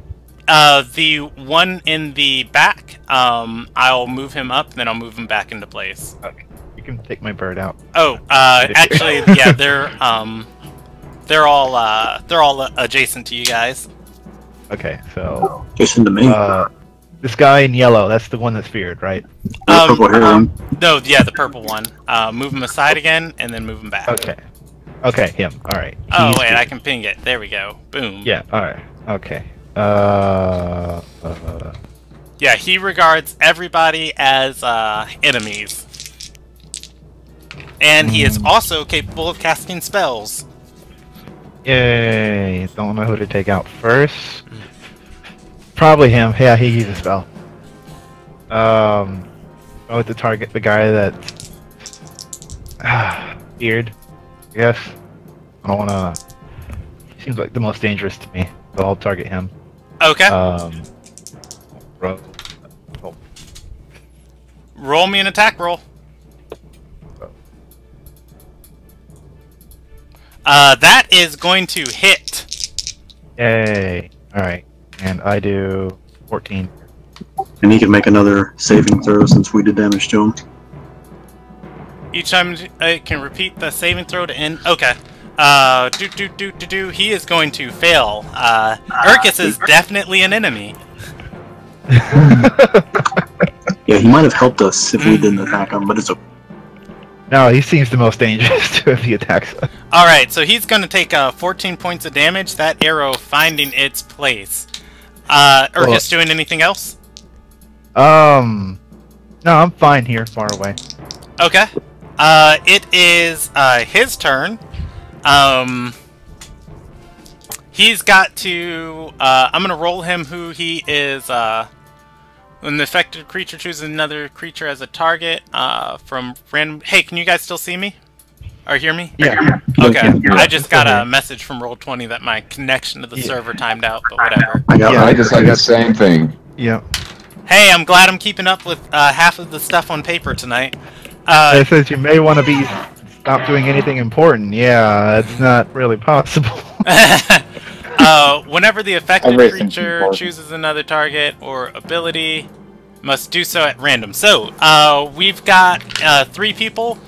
His ally is 1, Alo is 2, Roman is 3, and I'm re-rolling on a 4. 3, he's targeting Roman. Not Come at me, bro.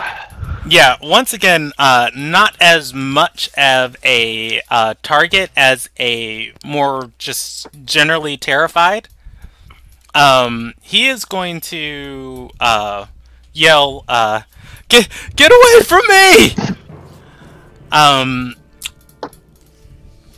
Does he have anything to push you back a second time? I mean, he could cast Thunderwave again. I mean, sure, whatever. I got proficiency in con saves, and if he wants to die, he wants to die. Yeah, he's got a sword in one hand, and he's got his other hand pointed at Roman. He is going to cast Burning Hands because if something's terrifying you, why not try and overblast it? No, this is actually perfect. I was waiting for us to set this place on fire. I'm not there, but I love it. He said it was like part stone and part wood, and I was like, we're burning it. I'm gonna counterspell that one. Alrighty. See the future. Alright, he starts another incantation, and Alo's going to counter it. He did not cast it in a 3rd level slot, so or higher than a 3rd level slot, so Counterspell just counters it. It is Tessia's turn. Am I aware that like I see that guy like gear it up and then like no Halo got my back? Yep. Yeah. Thanks, buddy. The magic like begins to snap and crackle, then fizzle around him. Also pop. Tessia is going to look at you guys and say, "I'm no good in a fight. If you guys get hurt, just come find me." And she is going to continue to investigate around this place, running past you and continuing to look along the walls. Good job, Tessia. Is she single? I like her. yeah, you guys don't know. Hey, it's Smuggler. It is Smuggler number 2. He's gonna step back into this fight, and he's gonna get that flanking going on. Is that the red arm guy? Yes. And he's gonna multi-attack Roman. Of course. The first one is 17 versus your AC. Miss. The second one is going to be a 20 versus your AC. That hits. All right. He pulls out a. He also has a silvered greatsword, and he is going to swing it in, dealing a total of 7 plus 1 is 8 points of slashing damage.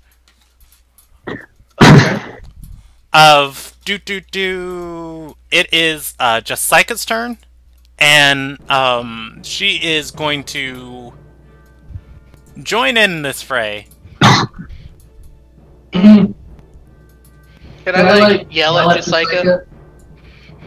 You can. Jessica, can you flank these guys for me? She is going to do exactly that, moving behind this guy, and she is also going to extra attack in. You guys also have control of Jessica too. Where is her? Partially why I exerted my my ability to say words. Let's see. She is gonna do one of each of those. Oh my gosh! What? Okay. Is that, I'm assuming those are all like ones, or she just unleashed a few like a fury of flurry. She. Everyone died. Yeah, she hit an 18, and then she scored a with advantage. She critted and she critted. This is why we keep her around. Yeah. And she's going to spend a key point and flurry of blows for 2 more attacks. Oh, why am I rolling these with my die? I rolled 1, and I'll roll the second one on here. Alright, Jessica is going to deal a total of, wait, that's only 3 attacks. I need 1 more. She's going to deal 5 plus 7 is, Wow. yeah, 12. Plus another 7 is 19. Plus 6 is 25. Plus 6 more is going to be 20 or 31. Oh my gosh! And that guy failed the check, taking the 9 points of damage. This guy is on his last legs already. Is that the guy with the sword and shit? No, it's the red one that Jessica is flanking. It is Hapelri's turn. Oh, I never gave Hapelri a thing. We are going to have her as Effie's token, and I'll just remove her name for now. You guys eventually will have Effie back. Hapelri is going to look at you guys fighting and say, "You guys can handle that, right?" Yeah, just Yeah. don't get hurt. Okay, she points to the guy in front of Alo and says, "Watch out, his weapon's poisoned." And she is Of course it is. she's going to follow Tessia. The guy who's been holding his weapon delicately, like really well poised. He's gonna like shrug and say, "Wait, what?" Roman's just gonna give him the eyes, fingers. Damn. Fingers.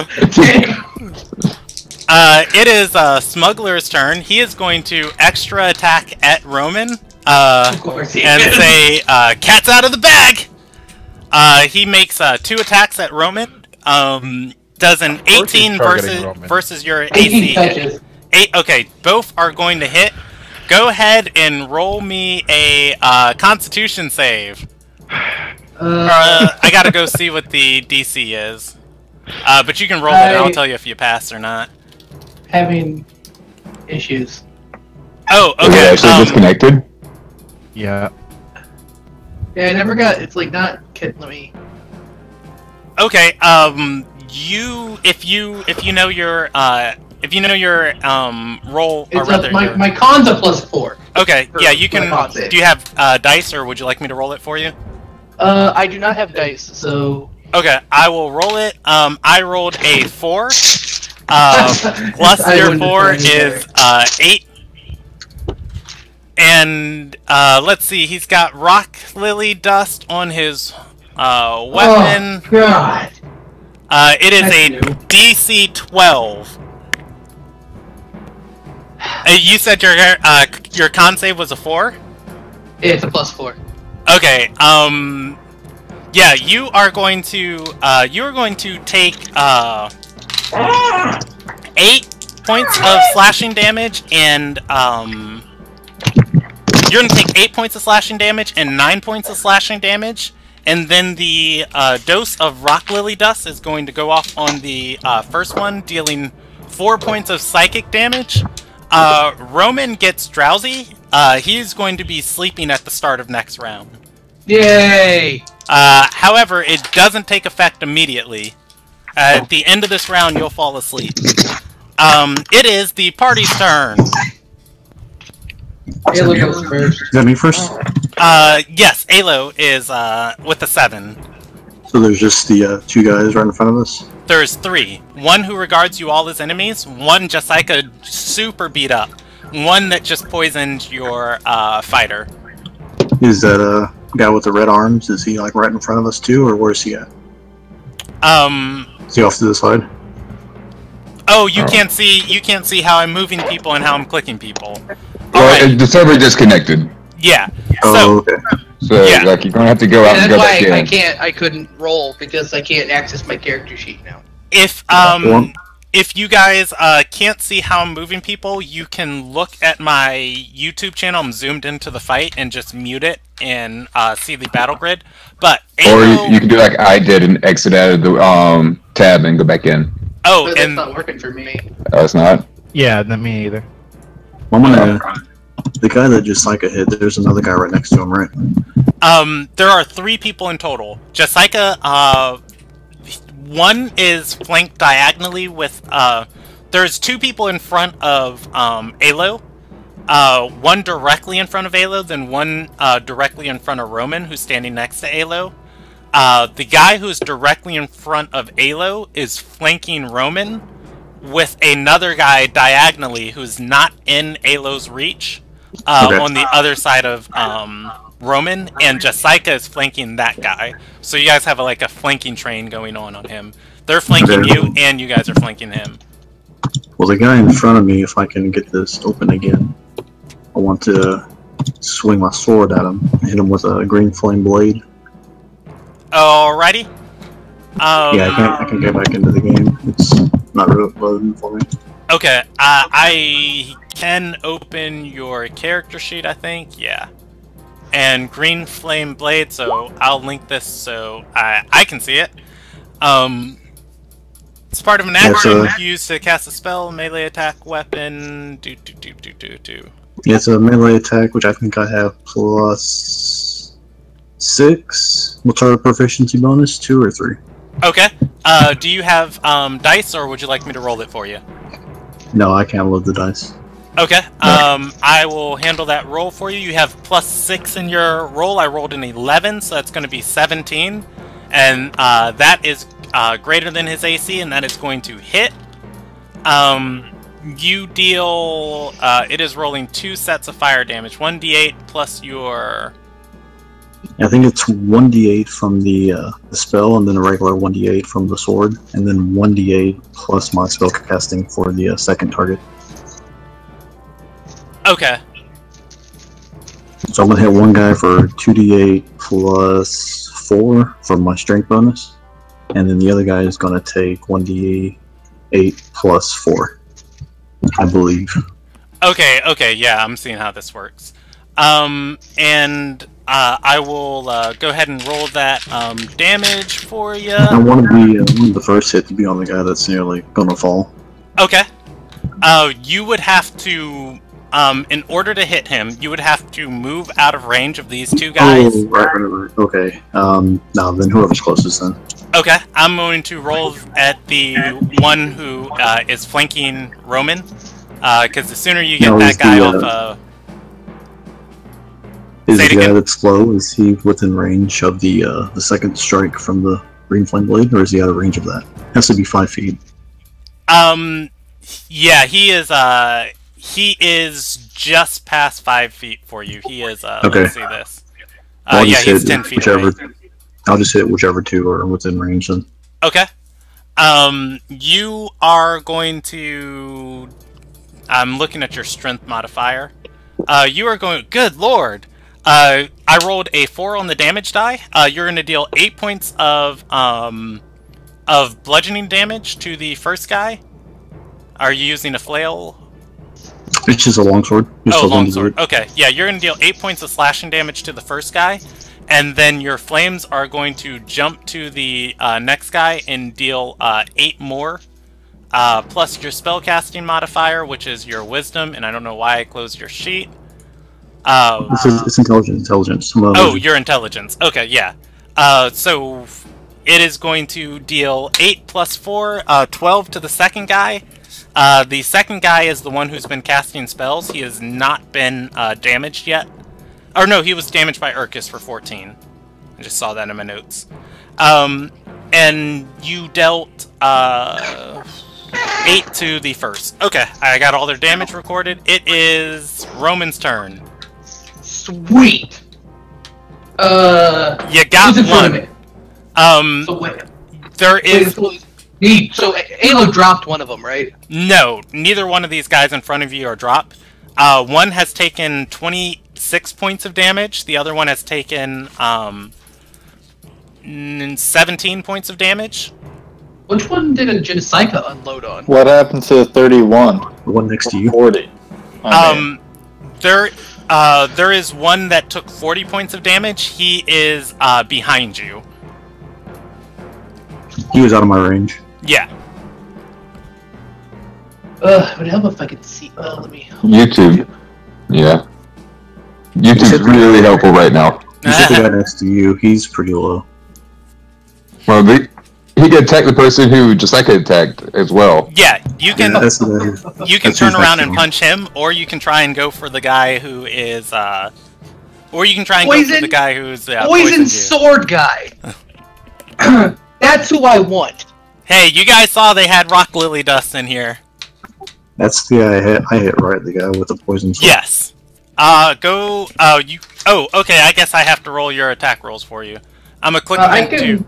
I can roll it. Or is this loaded up? No. Yeah, you can just roll the attack rolls. Alrighty. I'm on your sheet right now. You want 2 brass knuckle attacks at him? There should. I think I have it listed as magic knuckles. All right, magic knuckles. Great stuff. Do you want to apply any of your Battlemaster stuff, or? None of my Battlemaster stuff will affect the attack roll. It would be if I make contact. Okay, so I accidentally rolled 3. You are going to, if you see that, Oh my it's, god! it is a Man, that 10 sucks. and a 9.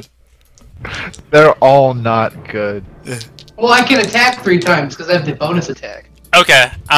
Good. Yeah. I will roll you a different one for that third one because that was a misclick on my part. This is The what I deal with. I have a +8 to attack, and this is what I roll every time. 21 is going to hit. Do you want to apply any monk shenanigans to it? Yes, I do. All right. What are you doing? I am double checking what I'll have. Menacing attack. Disarming attack. That's what we're doing. All right. He's going to roll a strength save against you. It's a 15. He says He rolled a 2. So, Good. So regardless of that his modifier, stupid ass sword. yeah, you kick his, or you punch his, hit at his wrist, and he is going to drop his, silver. Oh, and you add a greatsword. D8 to the damage he takes. Okay. So it's a D4, a D8, and then +5. Alright, roll 1d8. Already rolled the damage from the clicky click. Max damage though, so that's 17 points of damage. Yeah. And then How's he looking? 34, he is bloodied. I, in my infinite amounts of rage right now, am action Alright, attacking him twice again. Oh, okay. Magic Nux. 1 hit, 1 miss. Do you want to spend another Battle Master die? Do I? Yeah, I'm that angry. Alrighty. You get him back on Menacing short rest. attack. Menacing attack at him. I rolled the damage twice. The 8 is the first one, then I just added the Battle Master die, which is 3. I rolled it in front of me. That's gonna be 13 points of it's gonna be 13 points of damage. And that puts him at taking 47, and he goes down. Is that lethal or non-lethal on those last hits? Lethal. Yeah, you Pissed are off. going to hear, like, as you're, like, drowsily just swinging into this guy, your final fist connecting, you're gonna hear a crunch, and everybody's gonna see this guy crumple in front of you. So- I'm gonna move him back a square. You're no longer flanked. You are still Poison incredibly drowsy. Poison. I'm just gonna like spit and just be like, "Fuck." Anybody able to get back into roll 20? Because it's just frozen for me. Yeah, I Same. never exited out of it, so I still have access to all your guys' stuff, but I think that was a can't- mistake I made was trying to reload it. Yeah, that was my mistake too. I tried to do that too. So Brandon, don't exit out of roll 20. yeah. All depending on you. But I don't think anything he was doing, like, I didn't see Josica move. So that was why I was like, ooh, wait a minute. And then it all went downhill from there. It is Tristan's turn. Does Tristan want to cast any spells or move forward and whack somebody? So what exactly am I looking at? You Go to YouTube. You are looking at a cluster F in front of you. Tessia came running down. She circled around the hallway, or around this room, moving in a clockwise fashion, searching for hidden doors along the wall. As she got to the northern part of the room, she came running down your guys' aisle, screaming and saying there were people behind her. 3 people bearing a torch stepped up nose to nose with you guys. They are seemingly thugs of this organization. And before they could intimidate any of you, Alo terrified one of them.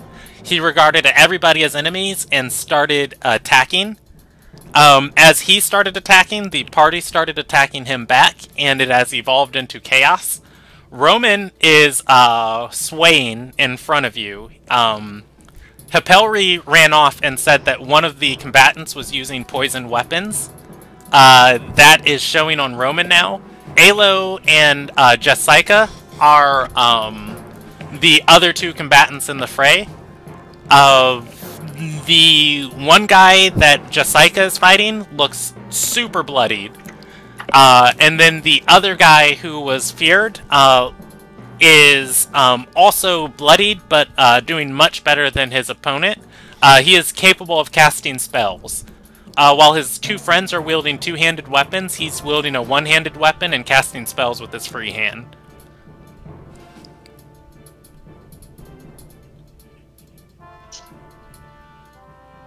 As a suggestion, Tristan can move forward and help Jessica, and he would probably end up taking that guy out. Or if he has something to remove poisons, Roman is going unconscious at the end of this round.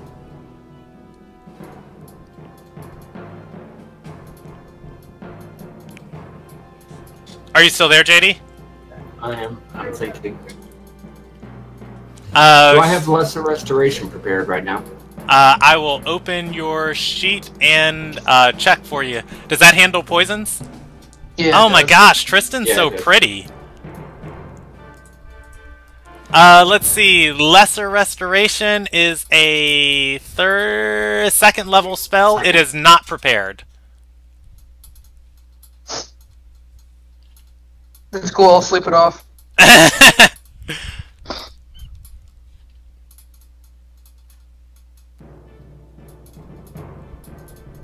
Oh my gosh, Tristan is a monster. I should pay attention more to the spells he has prepped. Yeah, probably. Let me Or not. cast. Show me combatants again. Yeah, if there's a delay on my stream, it should be coming back up. I'm looking at the combatants. All right, so I'm seeing 3 combatants. Yeah, there are two. This guy is. I'll move him to the GM layer, and it'll gray him out a little bit. Roman rage killed one of them. Okay, in that case, let me just cast Hold Person Okay. in a 3rd level slot so that I can target both of the enemies here. My spell DC is 16. It doesn't matter. They rolled a 4 and 7 before bonuses. Oh my god, they both failed. This breaks Yeah. the flowchart. They both fall over paralyzed. Guess who else falls over? Roman! Roman's unconscious. Anyways, at the top of the round, it is Urkus's turn. Urkus sees Roman faint. He also sees both of these other guys fall over paralyzed. You guys have essentially one combat. You can bound these guys up. You can finish them off. What's Urkus want to do? I mean, As an evil mastermind, as the Who wants evil to kill them? mastermind, I want to kill them, but there are too many witnesses, so... It's a race, cough, cough. It's a race. I don't know, I guess... Ask... Is anybody okay? So, it's not out. Are you guys okay if we just bind them?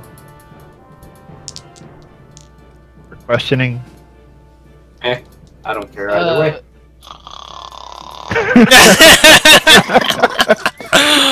Roman's response. Okay, I guess go up and bind them? Okay, do you have, well, you don't know what you have. Let me look No, at, I think I Urkus's should have pack. rope. I Yeah. should have rope. I'm pretty sure if you have an Explorer's Pack, yeah, you have an Explorer's Pack, you have the rope to bind them. I'm gonna roll, Alright. Urkus I'm gonna roll you a Dexterity check, just on how, well you use the rope. And they will have to, roll against your check to break out of your bindings. Good lord! Look at Urkus's dex. Look at his dexterity, and then he rolls an 11. Alright. Welcome to the club. Yeah. So, Urkus is gonna tie these people up. As he does, it seems everybody can see Urkus seems a little bit distracted. However, you guys have one combat. You can move out of initiative order for now. Do you guys want to do anything before we do, though? Do you guys want to do anything else to these guys before the hold person goes off? It only lasts for a minute. I want to grab that poison sword at least. Somebody has to wake Roman up. This stuff has you knocked out. Does somebody want to try and wake Roman up? Sure, I'll try. All right. Wake up! I wanted. Can I recheck the bindings? Yeah, you can. You can go over them, and I'm just taking your time and going over them. I'm gonna put it at the hard DC for you as far as them breaking out. Same thing with Roman, who's now unconscious, is also rolling on the hard DC for a Constitution save against this poison. You ready for this? Oh god. No, but go ahead. All right. 21. So, you are just barely gonna beat that DC. Just coming to a little bit like having a slight ringing in your head. Your body feeling a little bit numb, and then just very slowly, like hitting your funny bone of how it just kind of rings and everything just eventually settles back down. Very slowly, you're gonna gain control of your body again, and just see. You're gonna see Alo over you, just like shaking you awake. I almost feel like he should have filled out some kind of a voice. Come on, I'm gonna get up. It's gonna be a running gag. Also, I want to grab that poison sword. See if there's any magical items on those guys. Poison sleep sword. Yeah, it is a silvered. It is a silvered greatsword. It had 1 dose of the poison on it. Searching this guy down, though, you do find a packet of rock lily dust on him. It is enough for 4 doses. The other guy does not have any magical goods on him that you overtly notice. So the sword is just silver. It's not poison, or it's not magic. Yeah, they're 2 silver great swords. But they're not magic. They were just poison. Yeah, they're just poison. Sweet, that's better than what I have. Alrighty. You guys leave these guys here, or? Can we put these guys somewhere out of out of open sight? Okay. Yeah, you guys. You guys can find space between the shelves and put them between 2 crates. We put them in a crate? Yeah, it's gonna take you a second to find an empty one, but that is something you can do. Yeah, I think it's worth the time. Alright. You guys find 2 empty crates and put them inside of it. We're jumping back over to the other part of the party. Cool. I wanted to yell at Tessia. Oh, well, before we do, you can yell at Tessia. She is searching the southern wall with Hatelri. Oh, you said, call you if I got banged up. I just got, my ass kicked and drugged. Tessia, is going to, look back at you and, inspect you for a minute, up and down. And then say, walk it off. I'll take care of you when we're out of the line of fire. Oh, where was snap! Raspy all this whole time? So, Alo casted a 3rd level spell. As you guys bring the torchlight over to Tessia, her skin is red. She has horns coming out of her head, and there's a long tail acting on its own nature behind her. She's a shattered? She is.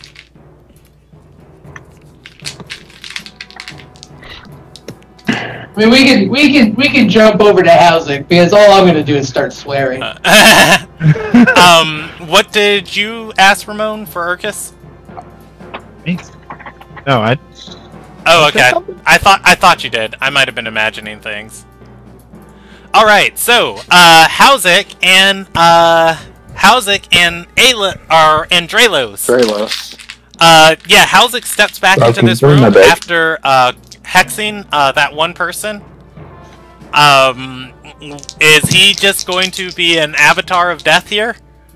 He was going to use his action to cast Blink. Because I like making the DM's life worse. Okay, what's, Blink do? At the end of each of my rounds, I can roll a d20, and 11 or higher, I blink out of the plane of existence until the beginning of my next turn, and I can reappear anywhere within 10 feet of where I blinked from, and it lasts for a minute, and it does not require concentration, so I can still keep up my concentration of Hex. Alrighty, you can cast Blink on yourself. I have got it up. It is one action. Do you have anything you can do with your bonus action, or is that all I you're use doing the this bonus round? action to cast Hex Okay. before we switch over to the other group. Yeah, so for well, this is a different round because I considered that as part of your last round because you didn't use your bonus action attacking the guy. Okay. Well, then, can you pull up my character sheet for me? Reported. So that I can look on. Yeah, I'm gonna have to flash it to the world. That's fine. You've been flashing everybody else's. I've been looking at theirs. Also reported. Everybody watching your thing now knows how to know my name, my weapons. Yeah, I've got your spells up. If you've got your hex up, you can just go ham on this dude. Or wait, no, you cast Blink. Blink is an action. Yeah. Yeah, you can't cast another spell as a bonus action. It has to be a cantrip. Ooh, can I cast Eldritch Blast then? No, Eldritch Blast takes a whole action. Does it? Yeah, it's Eldritch Blast for Warlocks is basically like your melee attack. But I will double check just to make sure I'm not cheating you. Yeah, it's just an action. Okay. Yeah, it is entire action, I guess. So yeah, okay. I don't have any. Alrighty. Hauzik has stepped into this room, hexed a dude, and casted Blink on himself. What's Draylos? Wait. There's something I can do as a bonus action. What's up? I could teleport within 5 feet of the guy at Hex. So I'm going to teleport to his back. Alright. Nothing personnel, kid. I was just about to say that. Damn you, Brendan. Let me roll that d20. I have a dice with me. Because I don't trust your dice. Okay. 11 or higher, 13. 13, so, boom, you vanish from existence. Cool, because I'm not getting hit this round. Draylos sees Hauzik step into this room, cast a spell, blink around somebody, and then, disappear. Okay. I want to use this as an opportunity to try and maybe be acrobatic and do parkour and stab and lethal damage. Alrighty. I am going to let you roll your acrobatics check as your attack roll. I'm watching from the stream so he can roll for me. We're just gonna go ahead in there and you are going to be able I'm acrobatic as AF. Yeah. Acrobatic AF, bro. You are going to be able to flip over one of these guys, and they're going to roll a save if they're even quick enough to take an opportunity attack at you. And they are going to hit... one guy is going to roll an attack of opportunity as you jump out of his reach. The other one, you stay in his reach the whole time. I had to think. He does have an action to burn. And he is going to deal 4 points of piercing. However, you're using your dagger. Yes, I am. poison dagger or your regular dagger? My regular dagger. Oh, okay. You are going to touch the grunt's AC and deal 8 points of damage. Hauzik is not near you. You did not have advantage, so there's no sneak on this one. You flip gracefully into the room. That's beautiful. It is... Hey, Brandon, can you do me a favor and draw a battle grid like you did for the other half of the group so I can see where everybody's standing? Yes. Because I'm going to be using my blink to try to avoid flanking. Okay. So having an understanding of what the room and where everybody is would be helpful. Let's go. Oh gosh, you guys can see all of my stuff. Oh, you can see. Oh no, you can see my dungeon. Oh god. Oh god. Man. Yeah. It's like we don't watch your YouTube the entire time anyway. Oh yeah. Okay. Yeah. Ignore everything in that top bar. None of that stuff is real. It's all a lie. All right. So. I wish I could look at my own roll 20. Green room is your guys' room, and I will we'll just try and do this up here at the top of this battle grid. Go back over to objects and tokens. We've got Draelos is the only one in the room, and I'm pretty sure I gave Hauzik a token.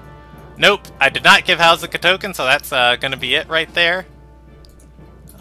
Represent Hauzik, Nixhaven, show nameplate, and show nameplate. I love it. I love that my picture's the cute little demon, and he's my avatar. Alright, and then we need dudes. Let's see, not those. We're gonna go over here, and we're gonna grab... You guys, don't worry about that stuff. Don't worry about that stuff. What's this map no hexes thing? Yeah, just don't worry about my library. We're just, there we go. We're gonna go right back here. Alright. So, the door was occupado by both of these guys. Draelos walked into the room and flipped over to the other side. Hauzik disappeared right there on the southern part of this guy, as this was the one that landed 2 hits on him consistently and then landed another hit on Draelos. It is the top of the round. Do you come back into existence? Appearing at the start of your next turn. Alright, I'm just going to, I'm going to roll everybody initiative. Well, if it hasn't been initiative yet, and shouldn't I be able to do an extra attack? Well, we have been working off of rounds of everybody doing everything. Okay. I don't think, you have extra attack as a feat. I'm just rolling initiative so I know how to address you guys. We were doing cinematic combat, but you guys wanted it on the grid, and these guys are gonna last for 2 rounds maybe. And initiative. Well, you said like 4 more were about to come out. Yes. So I wanted a grid. Alright, so Draelos got a 10 in initiative, Hauzik got a 16. Hauzik has 1 initiative, so at the top of the round, he blinks back into existence. Cool. I take my warhammer in both hands and smash it upside the back of this guy's head. I was gonna say roll me an attack, but yeah, let's go ahead and open up. Let me just pull your guys' things out, and we will just keep it next to us. Pack Warhammer? 2-handed. I wrote 2H for the 2-handed. 2-handed Warhammer is going to be a crit. Sweet. Also, because he's hexed, he gets 1 more additional damage. Yeah.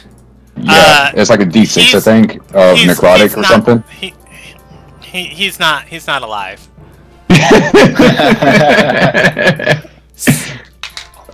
Yeah. So no, he's not. Your necrotic damage is coming through as lethal. But are you doing your bludgeoning non-lethal or lethal? Non-lethal. Alrighty. But I can, when he gets KO'd, I can move Hex onto the next guy. Yeah, he falls over unconscious. Cool. Hex I'm gonna move him outside of the room. Fine. It is. It's not his turn yet. It's still my turn. Okay, what are you doing? Since the Hex transferred to the other guy, I am now going to teleport behind him. Okay, I believe you have to transfer Hex with a bonus action. Oh, you're right. Well, then I roll my d20 to see if I blink out of existence. Okay, you want to go ahead and roll that? Yep, I rolled exactly 11. Alright, goodbye! Halzik disappears a second time. This guy, next to Draelos, he's gonna look at his friend go down, and he is going to scream and score a critical on Draelos. Hi, Draelos. Bye, Draelos. Damn it. I mean, these are bad idea. These are grunts, man. He deals a total of 10 piercing damage on his crit. And I had to fight the guy that knew what he was doing with constantly dust on his sword. I'll stay alive for another turn. He's on the bridge now, so it's all good. Alright, it is Draelos' turn. What's he doing? I would like to stab the guy that's 5 feet away from me. Alrighty. Not even 5 feet, like right there at me. Regular dagger? I'd like to use my poison, but is that an extra action to pull that out? No, you can interact with it for free. However, you did deal 8 damage to this guy before. Poison dagger all day. Alright, poison dagger. You are going to hit him, dealing 7 piercing damage, and I am going to roll him a Constitution saving throw. What type of poison did you put on it?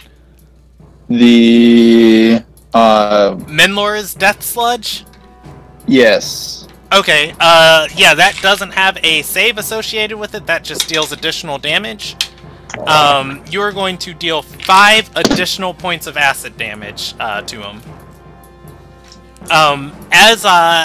As your blade cuts into him, you're going to see a good portion of this sludge vaporize and turn into mist on his skin. 7 is he plus... still standing? Yeah, I'm doing math right now. 7 plus 5 is 12, plus 8 is... No, he is, that poison is going to kill him. I have more questions. Or wait, in the second thing. the first damage you dealt was non-lethal with the flip? The first one... Oh, I pulled out the poison dagger for this entire round. Okay, no, I was saying for the first attack last round, when you flipped over him, was that lethal or non-lethal? I didn't ask. That was not... Okay. Oh, that was lethal, but not with the poison dagger. Okay, regardless, he's dead. He deads. You can see parts of his skin melting off. Cool. You guys have one combat. How's it blinks back into existence?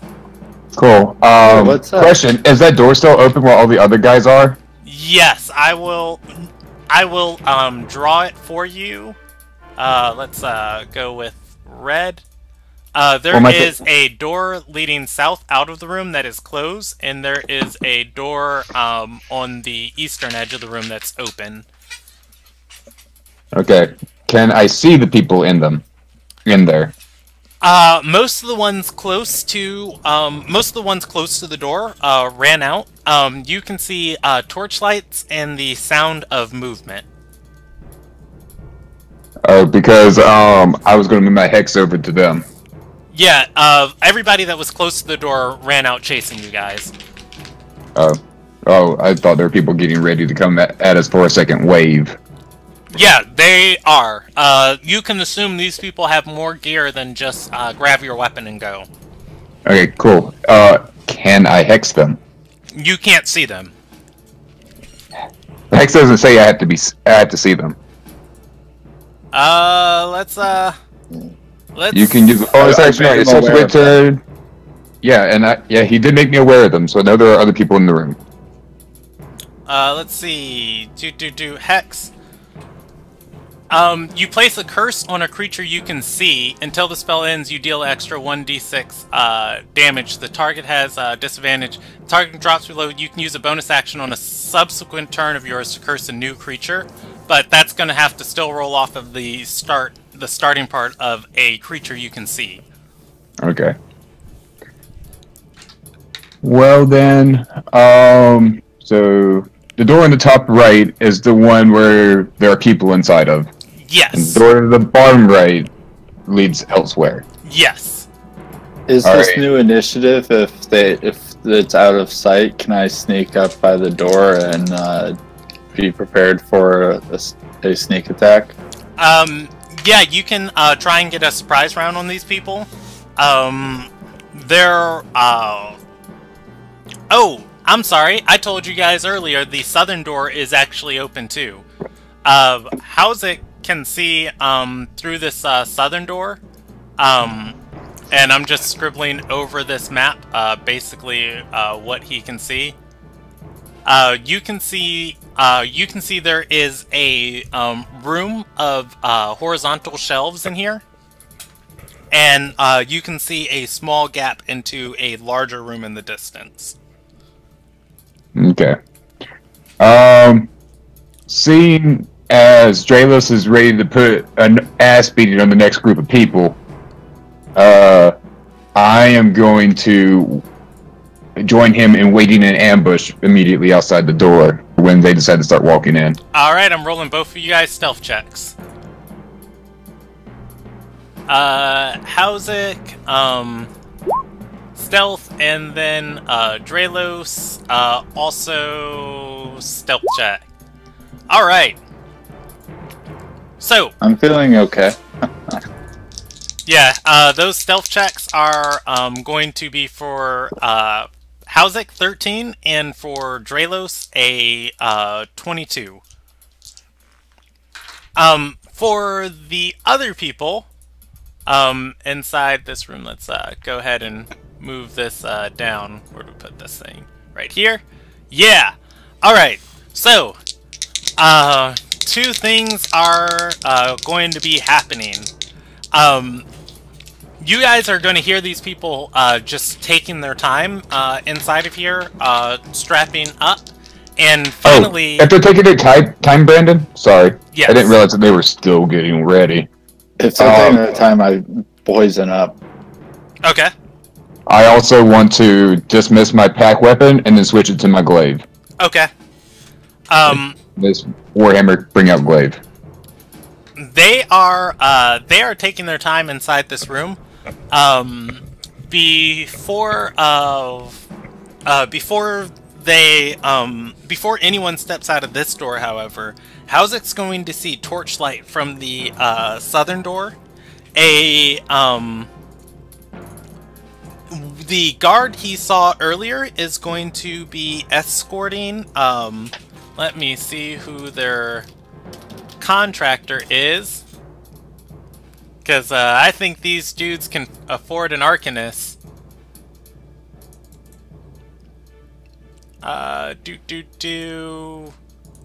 Book 2 and alright. They can afford a specialist and an Arcanist. You're going to see the guard escorting a more respectable combatant back through here. They have a spell book in hand, and you see them thumbing over it as they are walking towards this door. The guard steps forward into the room, and says, "Idea, I'm telling you, they were just in here." They're both going to roll perception checks. One finding Hauzik, and the other one finding Dralos on the northern side of the room. Come on. Well, that is just very good rolls on their behalf. Or actually, I'm sorry.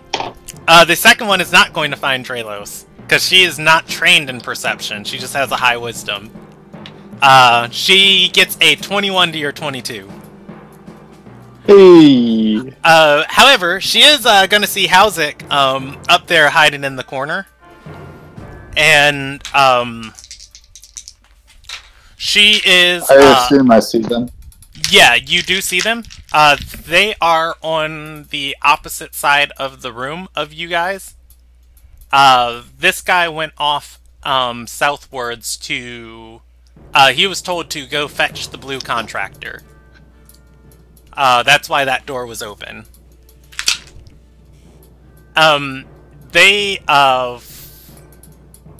I'm going to move you guys to where I assume you're hiding.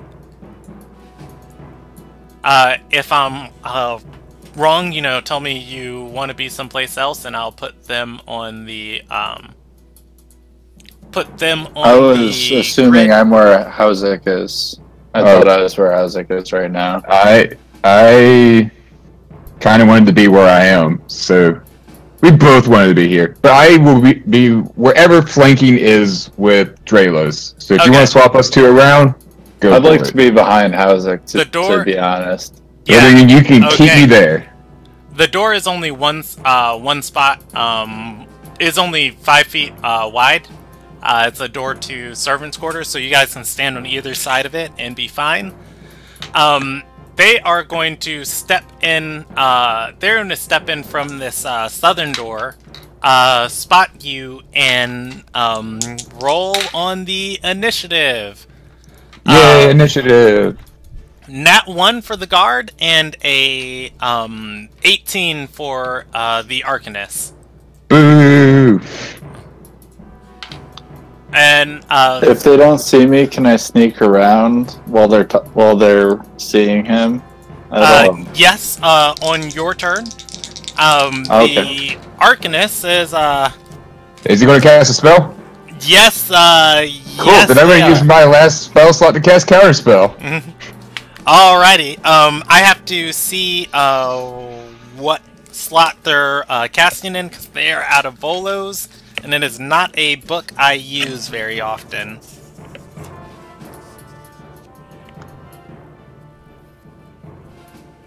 My counterspell is, I believe, a 3rd level spell slot, because those are the only spell slots I have. Okay. I will double check though.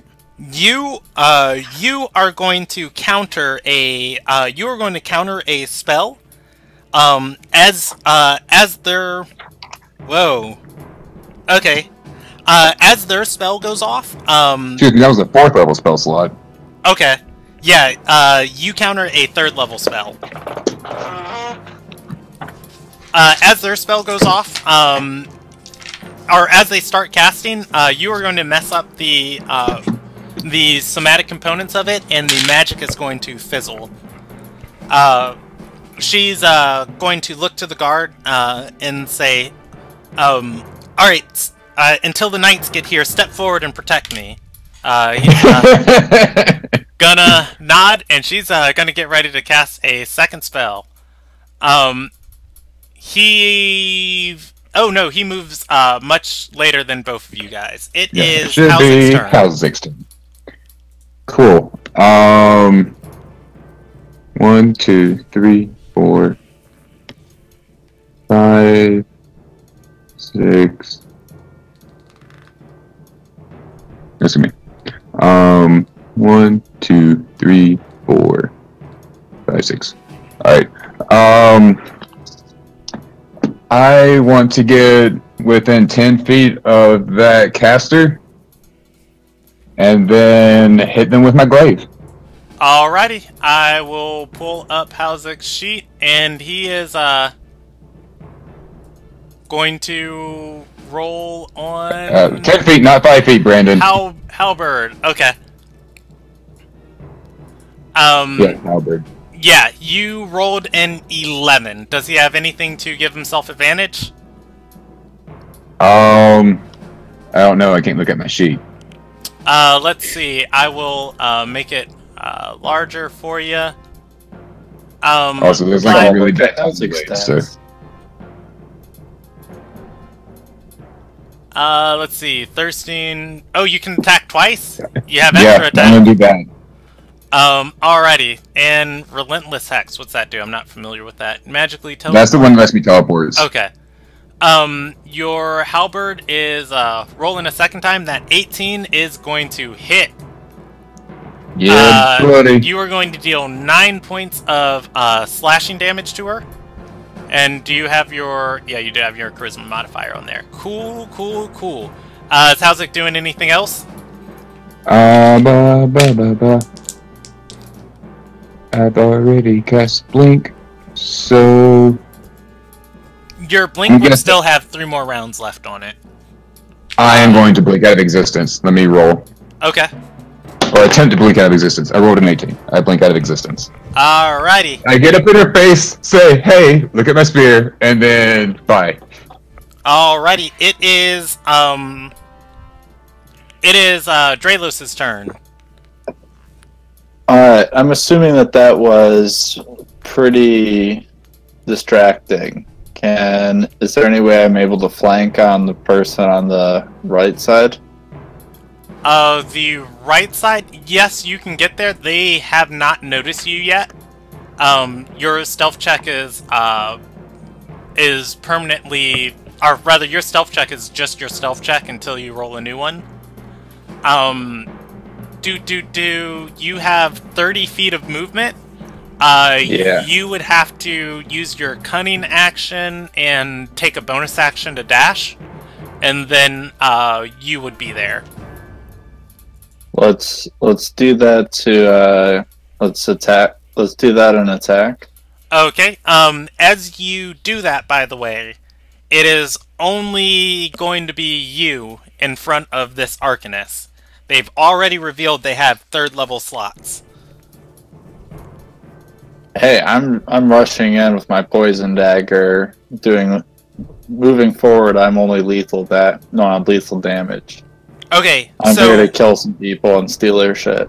your poison dagger can only hold 1 dose of a poison at a time. When you attack somebody, not 1 dose. It can only poison 1 person at a time. When you attack somebody, even if you put 2 doses on it, all of those doses get used on the first person. Oh, I reloaded it right. Yes, you did. Okay. Alrighty. More Minlord's Death Sludge. Yep. And you're attacking the guard? Yes. Okay. You are going to get next to him, and I will go ahead and roll you an attack roll. You do not have advantage. Your 14 is going to touch his AC. You deal 6 points of damage, and then an additional 4 points of acid damage. Any visual change to how he looks? Once again, you see the death sludge turn into a vapor. It is dangerous if anything ignites it. One of these smaller NPCs. You've dealt 10 points of damage to him in total. Alrighty, it is his turn. She's going to ready an action. It is Howzik's turn.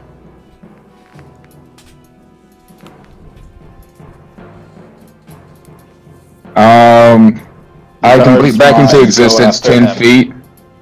I can blink back into existence 10 feet from where I last blinked out at, if I'm not mistaken. Okay, where do you want to blink to?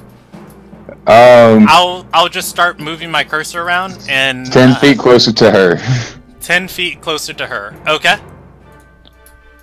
Alrighty, that may be the play right there.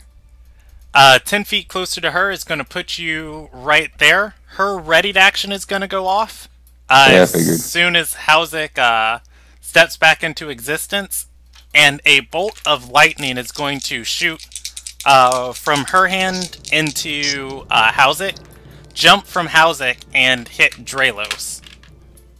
Middle finger. It is chain lightning, and let me see if there is a save against it. Can I do an uncanny dodge? Maybe.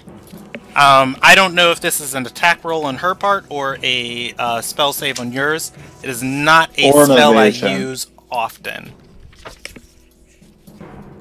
An evasion is a 7th level. I kind of feel like that would be more up the alley. Yeah, it depends on the save. Yeah, let's see. Yeah. You create a bolt of lightning towards the target. You can see within range. 3 bolts leap from that target to as many as 3 other creatures, each of which must be within 30 feet. The target can be a creature or an object, and can be targeted by only one of the bolts. A dexterity saving throw against her spell save DC. Alright, I am rolling for Hauzik and Draelos. Look at Draelos with that. Oh. No! Draelos rolled a 9. He takes half damage with evasion. Oh shit! Hauzik is going to roll a 23, expecting this, and he's going to take half damage too. You guys take 10 d8. You each take 20 points of lightning damage. Fuck. Ow. Ow, that hurt. Charlie. That hurt. Well, Charlie. I have 9 hit points left.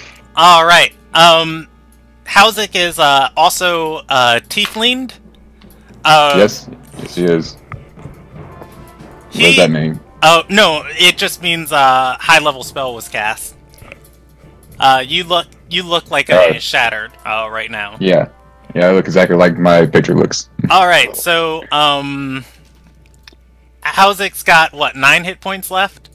Yeah, I have it to where you just press the down arrows to go. Yeah. Oh my goodness. Okay. And Draelos took 20, so he's now down to... Oh, plus the 8 previously. Yeah, and then he took another 6 earlier. I'm trying to think if that was... no, that was against Hauzik. Yeah, I just had the 8 from jumping over Yeah. my acrobatic glory, but still getting hit. I am mathing 41 minus 28. 13. Oh, hey, look at that! 13. Alright. I recorded the HP for you guys. The Arcanist looks, it can choose a number of them equal to 1. Oh, cool. Okay. It's still Hauzik's turn, right? Yes, it's Hauzik's turn. The Okay. Arcanist looks ready to go, guys. Cool. I want to get within 10 feet of her, but not 5 feet of her. And then attack again. Okay.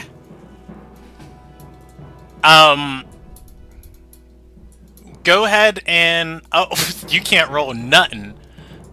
10 feet, and you're rolling 2 attacks at her? Yep. Alright. Pack, Halberd and Halberd. You are going to hit and hit. Good lord! Dealing 11 and 12 points of damage. She has taken 30... she's taken 32 points of damage from you. Is she looking bloodied? Not yet. She is looking scrappy as all get out, but she's pretty daggone hurt. Cool. Now I'm going to roll my blink. That is a 20. Alrighty. Hauzik disappears again. It is Draelos' turn. Oh, Well, I can just leave you here. There you go. What's Alright. Draylos want to do? I am gonna go after the guard that's directly in front of me and try and do some stab McStab. Alrighty. Oh, I rolled already, because I just reflexively do it to save time. For an attack roll, it is a critical hit. So... Beautiful. I know, right? You deal a D4 plus 5, so you deal 2d4 plus 5 damage. You are going to deal 10 points of... No! So you're going to deal 10 points of damage, but something I neglected. Wait, how did that happen? That What? blows. I rolled 2s on this. Okay, that's fine. Yeah, you're going to deal 10 points of damage with your dagger, but something I neglected to mention, when that bolt of chain lightning hits you, Its spark caused anything to explode. Yeah, the mist in front of you is going to ignite. Both you and the guard are going to take damage from it, because it's explosive. But Draylos can roll a dexterity save to avoid it, which he does. Yes. His evasion lets him completely avoid it. The guard, however, takes 6 points of fire damage as the death sludge catches. And you ducking underneath it and landing your dagger is the finishing blow that ends him. I'm assuming that's lethal, or is it non-lethal? Oh, it's lethal from here on out. Alright, he is out of the fight. It is you and the Arcanist left. Hey! His round's over. It's, Since I have a additional action with my cunning, can I just kind of do an additional move or no? Yeah, you have your bonus action. You can move for free. It doesn't cost you anything. Where would you like to move to? I'd like to move south of where Hozek is currently, but just a little bit to the left, Okay. if possible. To the left. Okay. Yeah, he's Yeah, that looks fine. right here. Yeah, that looks good. Okay. He is going to head straight south of Howzik. All right. Or where Hozek was, because he doesn't exist right now. Yeah. He's going to get straight south of Howzik, and here is the question of the day.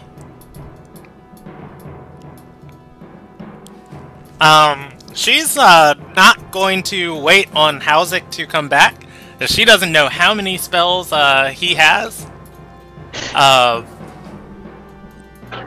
Watching Draylos in the bottom of the room, she is going to move to the far corner of the room and cast magic missiles in a second level slot. That is going to be 4d4 plus 4. And they are going to be enough to take perfectly enough damage to take Draylos down. Don't Draylos... have any sort of additional dodging? No, magic missiles always hits. Magic missiles. What level rogue are you? I am 7 currently, unless I leveled up without knowing. Don't you have, what is it called, either evasion or cunning dodge? I have both of them. You should be able to use one every round to take half damage. Yeah, let me look at what cunning dodge does. Because if you If take... you're talking about uncanny dodge, it's a reaction that rogues can take, and then they only take half damage from the triggering hit. But it's got to be an attack that hits them. Yeah, Alright. you could do uncanny dodge, I believe, and take Yeah. half damage. I was in the impression it's like superhero uncanny level. Yeah, it is not an attack roll. Magic missiles doesn't roll anything but damage dice. They seek onto their target and hit. It is going to be a mano-to-mano with her and Hauzik. Hey, She already used her action. it's Hauzik's turn. Cool. I'm going to reappear 10 feet, 10 feet towards her. All right. I'm going to draw you a line right there. Hauzik just goes, "Badoop." She's in range if you want to attack her. Yes. All right. Hauzik, 2 criticals and you down her. I believe. I have one more use of blink. Hauzik rolls 2 attack rolls, neither of which are criticals. Rolling Both hit. amazing damage though. So far, let's see, that's 20. Good lord, that is 23 extra damage on top of the 32. She has taken 54 or 55. She's taken 55 points of damage, and she is very much bloodied. But she wins. Do you want to roll your d20 or do you want me to roll it? I'm going to roll it. 12. 12. Hauzik disappears, and I mean, man, is it even worth her running away from you? Of just like, stop, leave me alone. There's no like a demon's chasing her. Like, why won't this guy stop? Yeah, I mean, you look like a demon now too. So. yeah. Anywhere. Fear factor. You are literally now a horror movie villain. Yeah. In and out of existence. As anything she does is going to anything she does is going to be anything she does is going to be in range of Hauzik. So here's the thing. You know, she can move her action to her reaction, but she loses her reaction. And if, I mean, you know, I'm gonna roll her a percentage die, because she doesn't know how many spells Hauzik has left. And right now she's playing chess with a magical opponent. Because if Hauzik has a counterspell left, you know, then she is very much dead. She is going to ready in action where she is at. It is Hauzik's turn. He blinks back into existence. No, let me see. I really hope she'd like move closer so I could blink behind her. Yeah, she did not move at all. Yeah. I can blink beside her. Where do you want to land yourself? Can you go to my spells? Yeah. Spell list real quick. I'm widening your sheet and spells. I have a couple features to give me spells that don't use spell slots, and I'm probably going to use one of those. I just need to. Okay. Freaking. You've got a Sign of Ill Omen. I think that's one of your. If you go back, it says prolonged rest on the spells list. That lets me know that those are the spells that I can use without using the spell Hellish slots. Rebuke and Darkness. Yeah. Yeah, those you'd have to be able to use as a reaction, because you are triggering her readied action. Hellish Rebuke is a reaction. Fun fact. Yeah, but it doesn't trigger. It triggers when I take damage.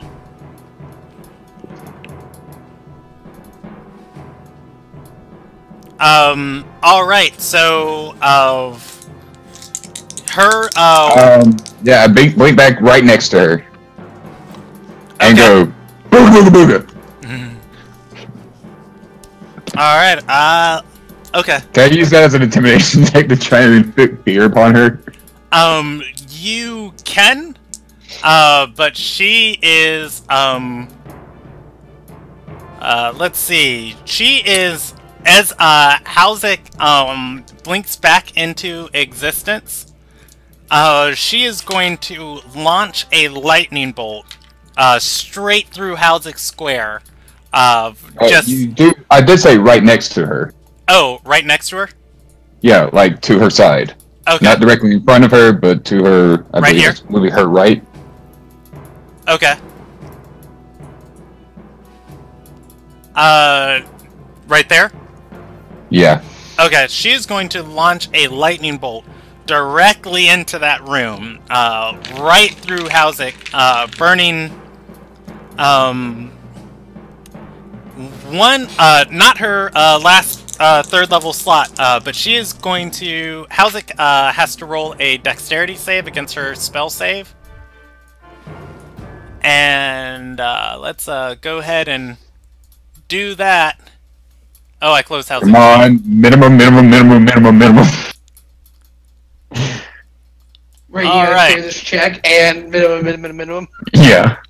A dexterity saving throw. 22.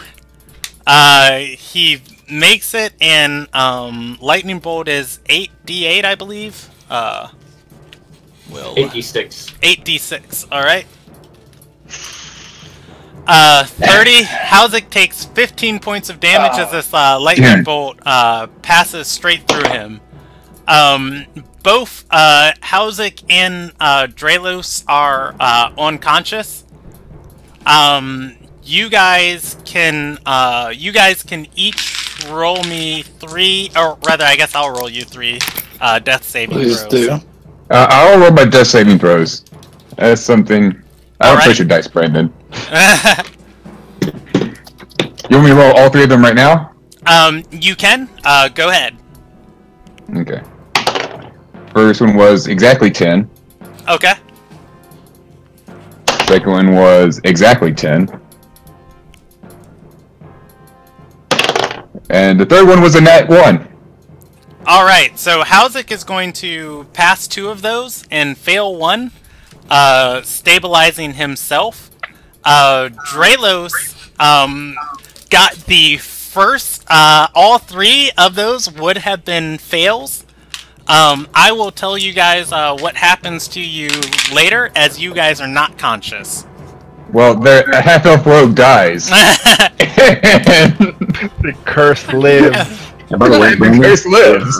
Yes. that's a 1 is 2 fails, by the way, automatically. Yeah. Okay, you rolled the fail on your third one, though, didn't you? Yeah.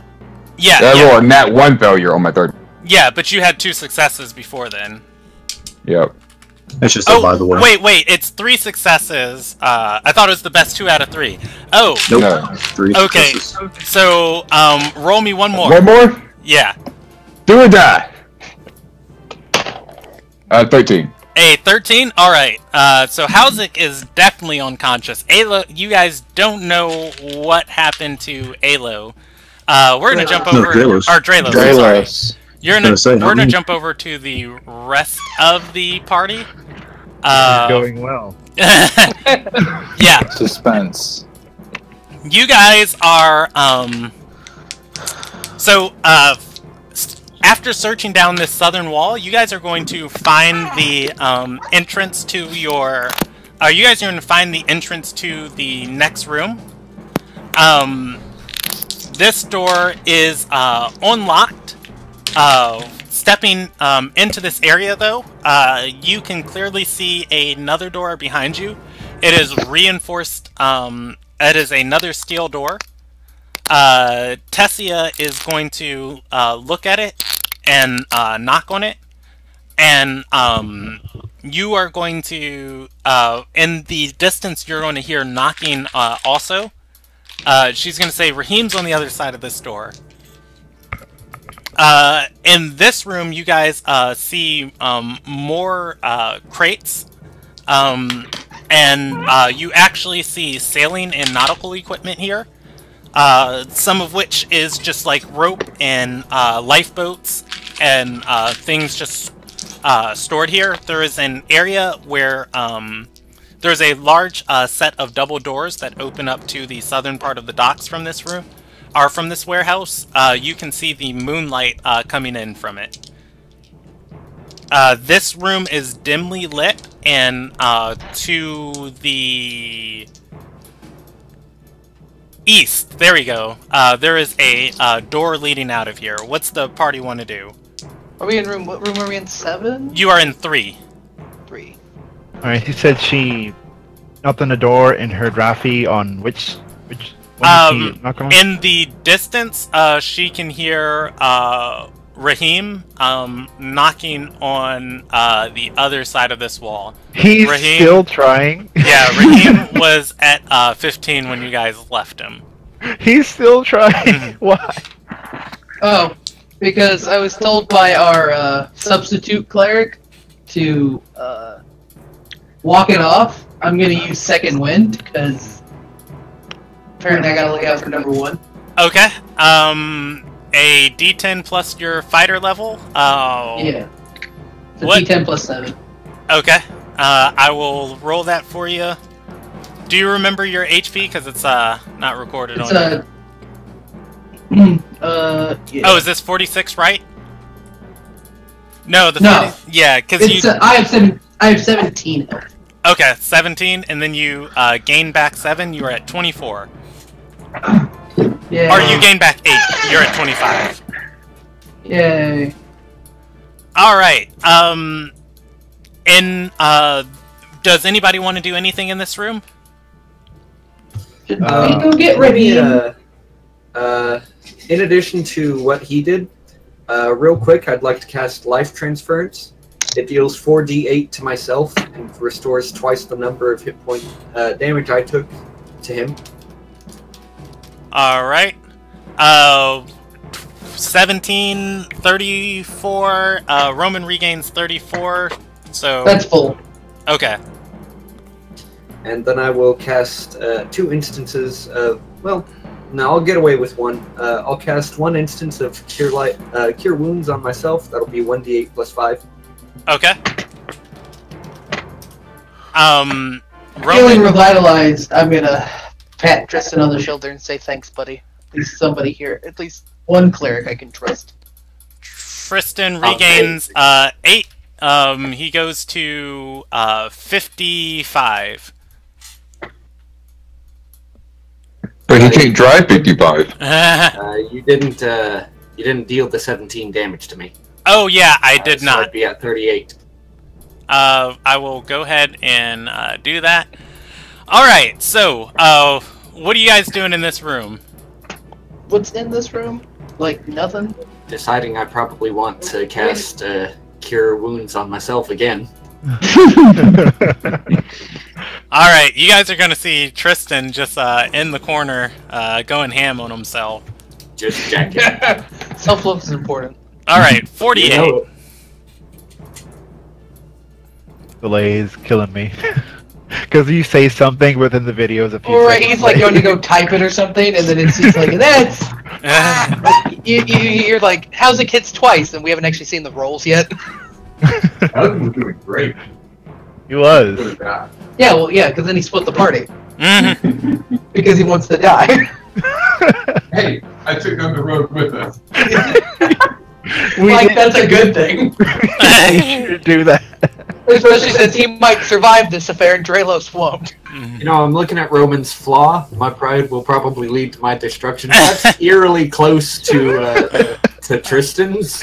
Yeah. Just because That's why we're in this together, buddy. Tonight. All right. The thing is, we're both too proud to admit that. So here's the terrifying thing. You guys know. Oh yeah. You guys are going to hear like clashes, explosions, and just like high volumes of destruction happening on the far part of this complex. I play noble sacrifice. Get down! What is? So, Yeah, so we hear that. So Irkus is gonna be. Yeah. What is Housing doing? You guys hear this like terrible clash, an explosion, another like crackle, and then silence. This place is just dead silent. okay, And so we're gonna go You know to what? a. As much as I don't like the guy, somebody should probably go check on him, and this should probably be me. I nod toward the entrance and say, Josica, with me.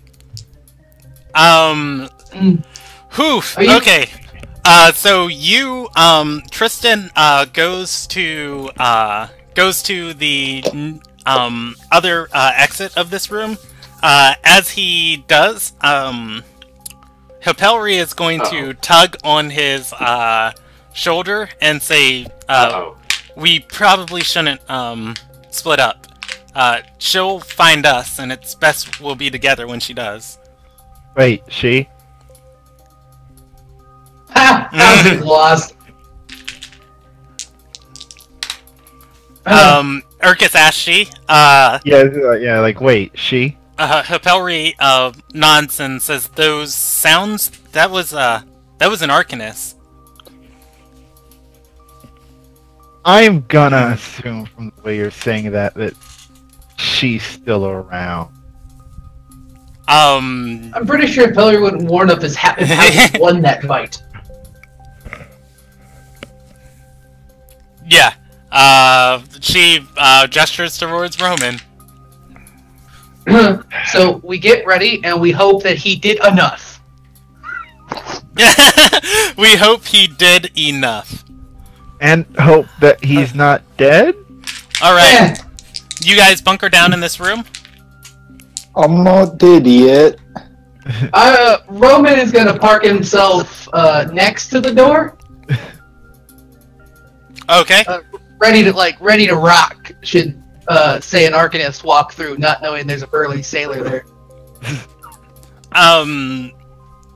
What's her Tessia is going to just keep going at the lock of this door and then swear and say, "Damn it!"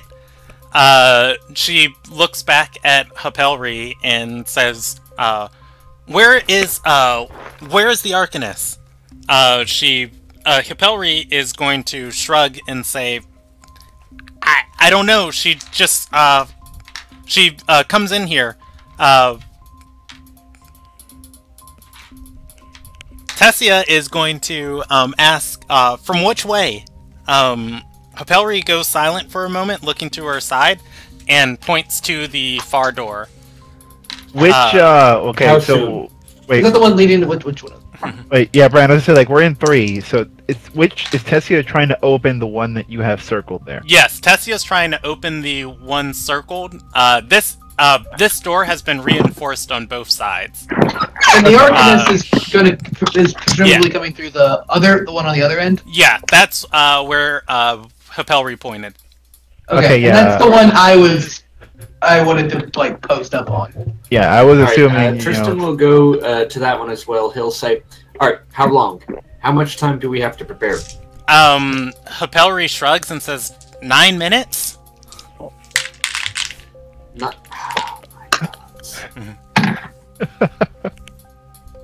Okay, so we wait for 9 minutes, or we make 9 minutes happen faster. Does anybody have any sort of fire magic that would help us get through the door faster? Housing wood. Anything to melt the metal or possibly shatter it? I mean, I can do a firebolt. But I'm unconscious. I have firebolt, but I don't know if that'll melt metal to a door. You And guys create bonfire. hear a terrible, gargantuan crash on the other side of this complex, presumably from where Rahiman was at. Oh lord. did he just bust through the door?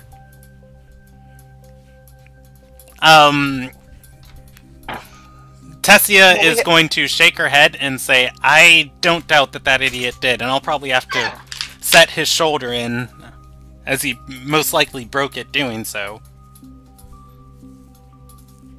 Okay, so the decision we have to make is, do we go help him? Because if, Well, I mean, he just busted through the door. We don't know if he... Is he fighting?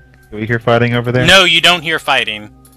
Hey. Yeah. Cool, so he'll make it back over here. Or he won't. At this point, I don't care.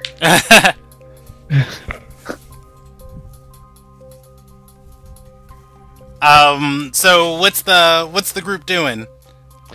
So both doors are just big metal doors, and Tessia's Yes. trying to open one, and we're just waiting, looking at the other one, staring at it, trying to figure out how to open. Yep, dicks and hands. All right, so Someone has a warhammer. How I'm about just this saying. door, guys. the bane of this party has always been a locked door. That is. No, that's because we always got a Like rogue we can't kill. keep a rogue in our party or something. Sorry, guys. I don't blame you, I'm not Trailers. I gonna blame your die. good nature and How's death wish.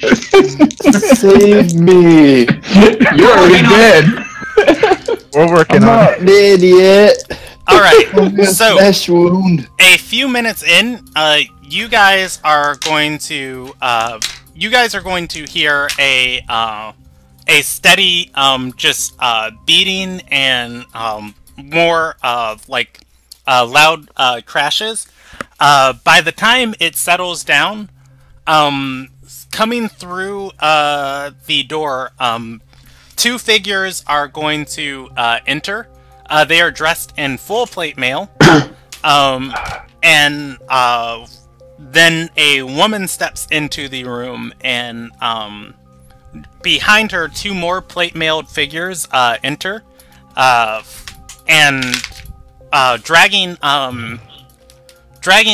behind them is or rather, the final two figures are dragging two bodies behind them that look to be the beat up and burnt bodies of both Hauzik and Drelos.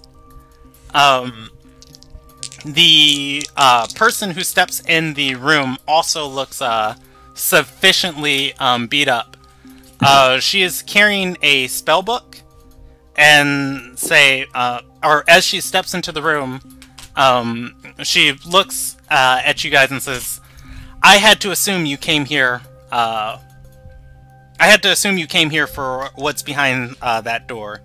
I apologize, but it was too difficult to obtain to let you guys walk away with it. I'll offer you. You beat us to it. That was Urkus realizing that Rafi's on the other side, which is what thing we're looking at, so that means he beat us. Don't lost. Yeah. She is going to say. Tristan will step forward and say, "May I offer a rebuttal?" And I'll cast Hold Person in a 4th level slot. Hey, let's see the balls of slope flowchart. Don't forget about your rogue. She has a 3rd level slot left, and she is going to use a reaction to cast Counterspell, making a Need that ability check. Yeah, she made it, rolling a 14 before her bonus. And what's it going to be for Tristan? It's 10 plus... I'd have to check Counterspell. No, Yeah. I just automatically counters it, because I think it's based on the spell itself. Yeah, It's a she secondary cast in a spell. 3rd, Tristan cast in a 4th. So she has to roll against him. I'm pulling it up right now. Let's see. Counterspell... 5e... I thought it was just based on the level of the spell. It's 10 plus the spell's level. Yeah, 10... Oh, okay, 10 plus the spell's level, so DC 14. Before her bonuses, Have I ever she's... mentioned how much I hate Counterspell in this edition? It is, Back in 3.5, you had to prepare your action and then focus on counterspelling it, and you had to pray to the gods that your dispel magic would work or that they would cast a spell that you also had prepared. But no, now at this edition, it's like, oh, you used 3rd level slot, canceling out your 7th level one. Fucking bullshit. Alright. So, No, Really, I am so fucking mad about Counterspell this edition. It's the hilarity is just your rage, not that your point is invalid. It is 10:32. Do you guys want to handle this fight next session, or Next time, because half of us can't see the grid. Yeah. Yeah, I agree. I was about to say this might be drawn out, and I can't do anything. All right. Yeah, go ahead and. I don't want to die. No, I'm gonna let you know right now. On that one I hit, I'm gonna use menacing attack because we've hit full flowchart. More or less. Wait, isn't she really close and like super bloodied? Like, are we really not super close to knocking this one? Well, she's also got 4 guards, so maybe I drop her, but Yeah. then her buddies are gonna rough me It up. takes 10 minutes to put on plate mail. That's what Housick saw them doing when he walked in, or when Draelos walked in and walked out. It's okay, I'll crit her. Yeah, see, you're fine. Just enough, and then Urgus is just gonna like put it right through her eye. Thus is the flowchart. That's the flowchart. And then Housick will look out for number 1. And then Jessica will get like 40 damage on one of the plate mail dudes. Yeah. And Tessia won't heal anybody because she's a female Brock. Well, so far, you guys don't even know if she's capable of magic.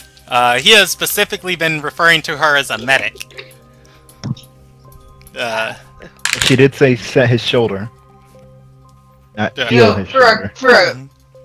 I'm starting to feel that this adventuring guild has one adventurer and a bunch of support casts. Basically, Yeah, he literally carries the team. he rolled we did a 29 to break that steel door. He was rolling once around against it. And he was just like, you know what? I don't like this thing. And broke it down. Or not once around, he was rolling once a minute against it. Yeah, so experience for tonight. You're gonna have to enter it onto our sheets right now. Yeah, I was gonna say, let's do experience at the end of next session. If Fine by me, I can't technically. I probably won't, but I can't level up in the middle of a fight. yeah, and I don't want to go through and write on all of your guys' sheets. That's fair. Yeah, but this complex, I was just like, they weren't going to go after these people immediately. You know, they were just gonna like kind of post up the joint, and we're gonna post up the joint. You know, see what they are working with and like what needed to be done. And I was rolling up all the NPCs inside of here earlier, and I was like, yeah, I got time on this one because you know they'll go north, and it's like, nope. I was like, all right, let's race. Dash towards it. You think Full we'll go sprint. north? Now that we know the money that we're not gonna get is on the line, yeah, we're gonna come here. Yeah, Rahiman was like expecting All I like care about is money. he was expecting like a 3-day job, and he was just like, yeah, you guys go up north, try and find your person, and you know we'll try and get our runes out of this den. And then as soon as you guys walked outside, you guys started walking in the direction. It's like, oh, wait, I'm walking in the direction. And you guys started running. He's like, oh god, I'm running too! Did he think we were gonna plot it out? No, we just There's no thought to this. We go in, we get the runes, we get out. I am not smart enough to make a plan. Oh, we have to do him this? watching. Okay. Him watching us plan was us trying to figure out, okay, where do we go? That's it. For this one, Told us where to go. and this one, we knew where to go. It's like, fuck it, let's go. And see, He's like, here's a bet. Here's where you have to go. I'll race you there. And we have to get something. Okay, let's just run there and get it. Let's just do that. your guys' next session is on the 28th. I'm going to end the broadcast there. I'm sticking around.